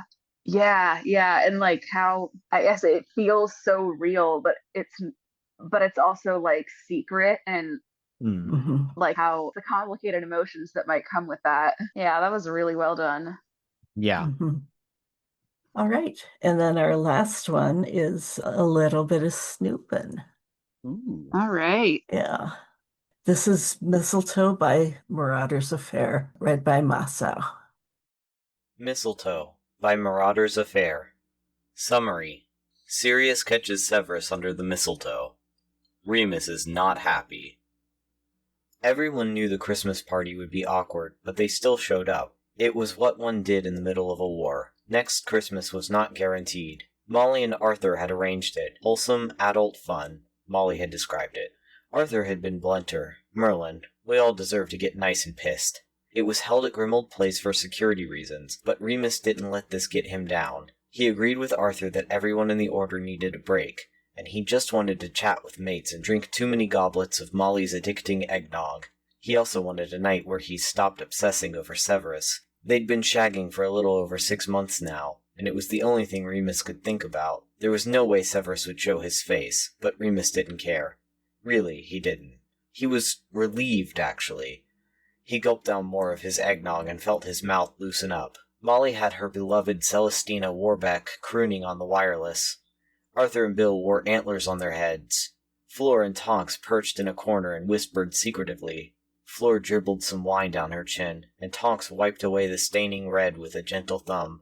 Remus looked away, smiling. As payback for not being allowed to attend, Fred and George had one of their joke clouds follow guests around, dumping icy snow on their heads. Their latest victim was Mundungus, who was also cornered by an angry creature. "You is a thief!" Creature interrogated, pointing a gnarled finger in Mundungus's face. Mundungus smiled weakly and tried to shield himself from the falling snow.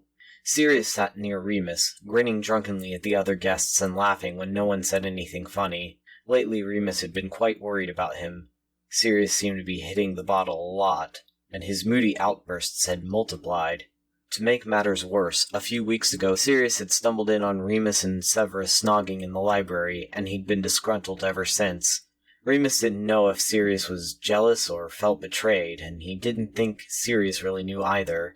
He just knew that he had to be cautious around his longtime friend, and he had to do everything in his power to keep Sirius and Severus away from each other. He stood shakily to get some more eggnog and maybe some more Christmas pudding. He was sucking some brandy butter off his spoon when he looked up and startled. Severus stood in the doorway. He was sneering slightly, but also held a bottle of wine with some tinsel tied to its neck. "Severus, you came," Arthur said. He put his arm around Severus and pulled him to the ancient table. "Let's get you something to eat and drink." Remus made him a plate of roasted goose, parsnips, and mashed potatoes. He handed Severus the plate without really looking at him. He could feel Sirius watching them, and he knew that Severus didn't want people to know about their romance. "Lupin," Severus said. Remus glanced up and found him smiling. "Severus," Remus smiled as well, staring into Severus's dark eyes. He felt their mutual attraction like a physical link. "I can see you are enjoying yourself." Remus touched his own warm cheek. "Yes, the eggnog is very good. I must be red as a quaffle." You always go red when you're excited." Remus brushed his hand against Severus's side. God, he just wanted to pull Severus into a dark room and have his way with him. Nobody would miss them. Severus ate some goose and drank deeply from a cup of wine. Sirius came close and wiggled his fingers at Severus.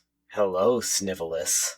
Severus sneered. Sawed off. He put down his plate and wine. Sirius teetered as he stepped closer. There was some mistletoe dancing above his head. He looked up and then smirked at Severus. "Come on, Snivelus," he said. "Why don't you grant me my Christmas wish and pucker up?" He made childish kissing noises. Severus went very still. His eyes glinted with hatred. "Don't you dare come closer," he said softly, "or I will be forced to use my wand." Sirius fanned himself. He neared Severus, his mouth twisted in a nasty smile. "But Severus, don't you know that's exactly what I want?" Backing away, Severus said, "I'm warning you, Black." "Come on, just a little kiss." Sirius advanced on him. Remus hovered closer, not knowing what to do. He knew Severus would hate it if he tried to save him or something like that.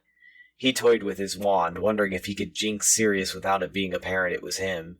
No, Severus said, his cheeks going pink. He almost sounded breathless. "Just for fun. Nobody's looking," Sirius said, and brushed his lips against Severus's. The mistletoe tinkled merrily and sprinkled some glittery snow on their heads. Remus thought Severus would shove Sirius away, but he didn't. He rested his hand on his shoulder, almost to balance himself. Remus could tell by the angling of Sirius's head that he'd deepened the kiss. Remus pointed his wand at Sirius. Alarte ascendare! Sirius flew up in the air, then tumbled head over heels to the floor. He landed in a heap with a yelp. "My God!" Molly said, rushing forward. "What happened?" She helped Sirius to his feet. Sirius was laughing and wincing a little. "Happy Christmas, everyone!" He went to pour himself some wine. Remus watched him closely, wondering if he suspected anything. But Sirius gulped from a goblet and didn't look at him. "That bastard!" Severus wiped at his chin. He went for his wand. "I'm going to kill him." "No, everyone calm down," Arthur said, slurring his words. "He was just taking the piss." Remus dragged Severus from the kitchen. He didn't look behind, but he'd bet money that Sirius was watching them. He didn't bloody care. They went upstairs, Severus struggling in his grasp. When they made it into Remus's room, he slammed the door shut and locked it with the strongest spell he knew. He pushed Severus against the door and kissed him roughly. Severus jerked away. "You laughed at me." "No, I didn't." Remus kissed him again, pinning his wrists to the door. Nothing about what just happened was funny. He was having a hard time understanding the whirling emotion inside him. His best guess was that he was jealous. He looked into Severus's mouth, tasting some of the wine he drank, determined to kiss away all remnants of Sirius. "You did," Severus said weakly. He moaned when Remus cupped him through his trousers. "You didn't push him away." Remus rubbed and massaged, feeling Severus's cock harden against his palm. Severus's head fell back against the door. He gasped softly. "I was shocked." "Yes," Remus said, but he really wanted to say, "You liked it, didn't you?" He pushed back Severus's robes and unbuttoned his trousers to sneak a hand inside. Severus's warm cock waited for him. "You fucking loved it, didn't you? Why don't I call Sirius up now? I'll leave you two alone." He ripped down Severus's trousers to stroke him roughly, quickly. "Remus," Severus whispered, trembling, his hands skating over Remus's shoulders. Remus kissed him. He wanted to devour Severus. He wanted to sink so fucking deep inside Severus that he reached places no other person had touched. He wasn't second best to Sirius. Not this time. Not with Severus. "I'm going to fuck you," Remus said, and his voice sounded strange and low. "Remus," Severus whispered again, bucking into his fist. Remus withdrew his hand and spun Severus around to face the wall. He spelled open his trousers and pants and whispered a lube spell. He wanted Severus's arse. His thighs, drenched. He thrust his cock between those warm cheeks and moaned at the slickness. Remus bit Severus's neck, working his cock between his cheeks, grasping, controlling his hips. He said it in Severus's ears. "Your arse is mine." It was something only said during sex, when his ears and fingertips pounded with blood, when he felt something dark and ravenous come alive. Severus snorted. "This is news to me." Remus pulled away and inserted a gentle finger inside Severus, thrusting carefully, his flesh giving away oh so slowly. Severus hissed and his hips jerked forward as if he wanted to get away.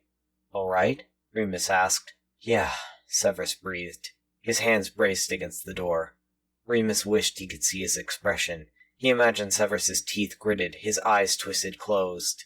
He always looked like he was in pain during sex, like he was fighting the pleasure that wanted to take hold. Remus thrust his finger until Severus began opening up to him. Then he added a second one. Again, Severus hissed and jerked, Remus quickening his movement, knowing that Severus would tell him to stop if he was in too much pain. Severus made a noise in his throat that sounded like a whimper. Remus licked and sucked his neck. "You like my fingers inside of you?" "God!" Remus twisted his hand. "Answer me!" Severus cried out, "Yes!" "You want my cock inside you?" "Yes! Yes!" Severus thrashed. "Hurt me!" "Do you deserve to be hurt?" Remus couldn't breathe. "I deserve it! I deserve it!" Remus pulled his fingers out and nibbled on his ear. "I think you deserve pleasure." "Please," Severus whispered, arching against him. Remus spread his cheeks and watched himself slowly sink into Severus. When his cockhead popped through the ring of muscle, he had to pause and suck in air. Christ. Severus was too fucking tight. Move, Severus said. Groaning, Remus pushed all the way in, then slowly pulled almost out. They both trembled. Remus was having a hard time focusing, but he knew he'd hurt Severus if he lost his patience now. Remus. Severus dropped his head forward. He reached up to intertwine their fingers. Again. Remus. Severus pushed back on his cock, gasping. Give it to me. I'm ready. He buried his face in Severus's neck, breathing him in as his thrusts gradually became quicker, harder. He felt Severus loosening up, the wet suction of him almost unbearable. He bit his lip, forcing himself not to speak. There was always the urge to say silly things during sex, like, I always knew you wanted this, or, this is the only thing keeping me alive, or, God, I love you. Severus panted and flailed. I need it, he said, and Remus heard, I need you. I know. He grunted, roughly plowing into Severus now. Touch me, touch me. Remus released his hand to stroke his dripping cock, fast, wanting to make Severus cry out. God. Severus's hips jerked, his arse clenching around Remus. Tell me, Remus said, tightening his hold on Severus's cock. You. Remus fondled his bollocks, his other hand twisting, massaging. Fucking tell me. No! Severus was coming, coating Remus's fists, his moans deep, liquidy, sounding almost painful. Remus couldn't think. He couldn't breathe. Severus was so tight, so incredibly tight, and he had to concentrate, or else he'd be pushed out. Trembling, moaning, Severus whispered, Come inside me. I need it. Yes. Remus took hold of his hips, drilling into him, smearing cum on his skin. God, yes. Remus. Severus sounded sweet, caring. Please, come for me. His orgasm seared through him, his knees going weak, his thighs shaking badly. He was moaning Severus's name. He thought, I need you. I don't know what I'd do without you. He eased out of Severus, then gently turning him around. They kissed, hungrily, desperately, their hands roaming, feeling, determined to convey something. Let's go back to the party, Remus said. Severus nodded and buttoned himself back up. Then he helped Remus put his clothes back on and hit them both with cleaning spells. They left the room and crept down the stairs without speaking. When they entered the kitchen, Remus blinked against the bright light, his head buzzing with loud chatter. You're back! Arthur pressed a goblet into his hand. Remus drank blindly. Look up, Severus said quietly. Remus glanced up, blinking again. There was mistletoe above their heads. Oh, it's okay, Severus breathed, then brushed his lips against Remus's. Remus gasped and deepened the kiss without thinking. Above their heads the mistletoe jingled. When they parted, Severus's face was pink, his eyes cast downward. Remus looked beyond him and found Sirius watching them. Sirius smiled and raised his goblet in a toast. Remus kissed Severus's cheek, grinning. Happy Christmas. You too, Severus murmured, not moving away. So that was a little change of pace. Damn. That was great. Yeah. I love some Snape Marauders toxic yaoi. So. Oh yes.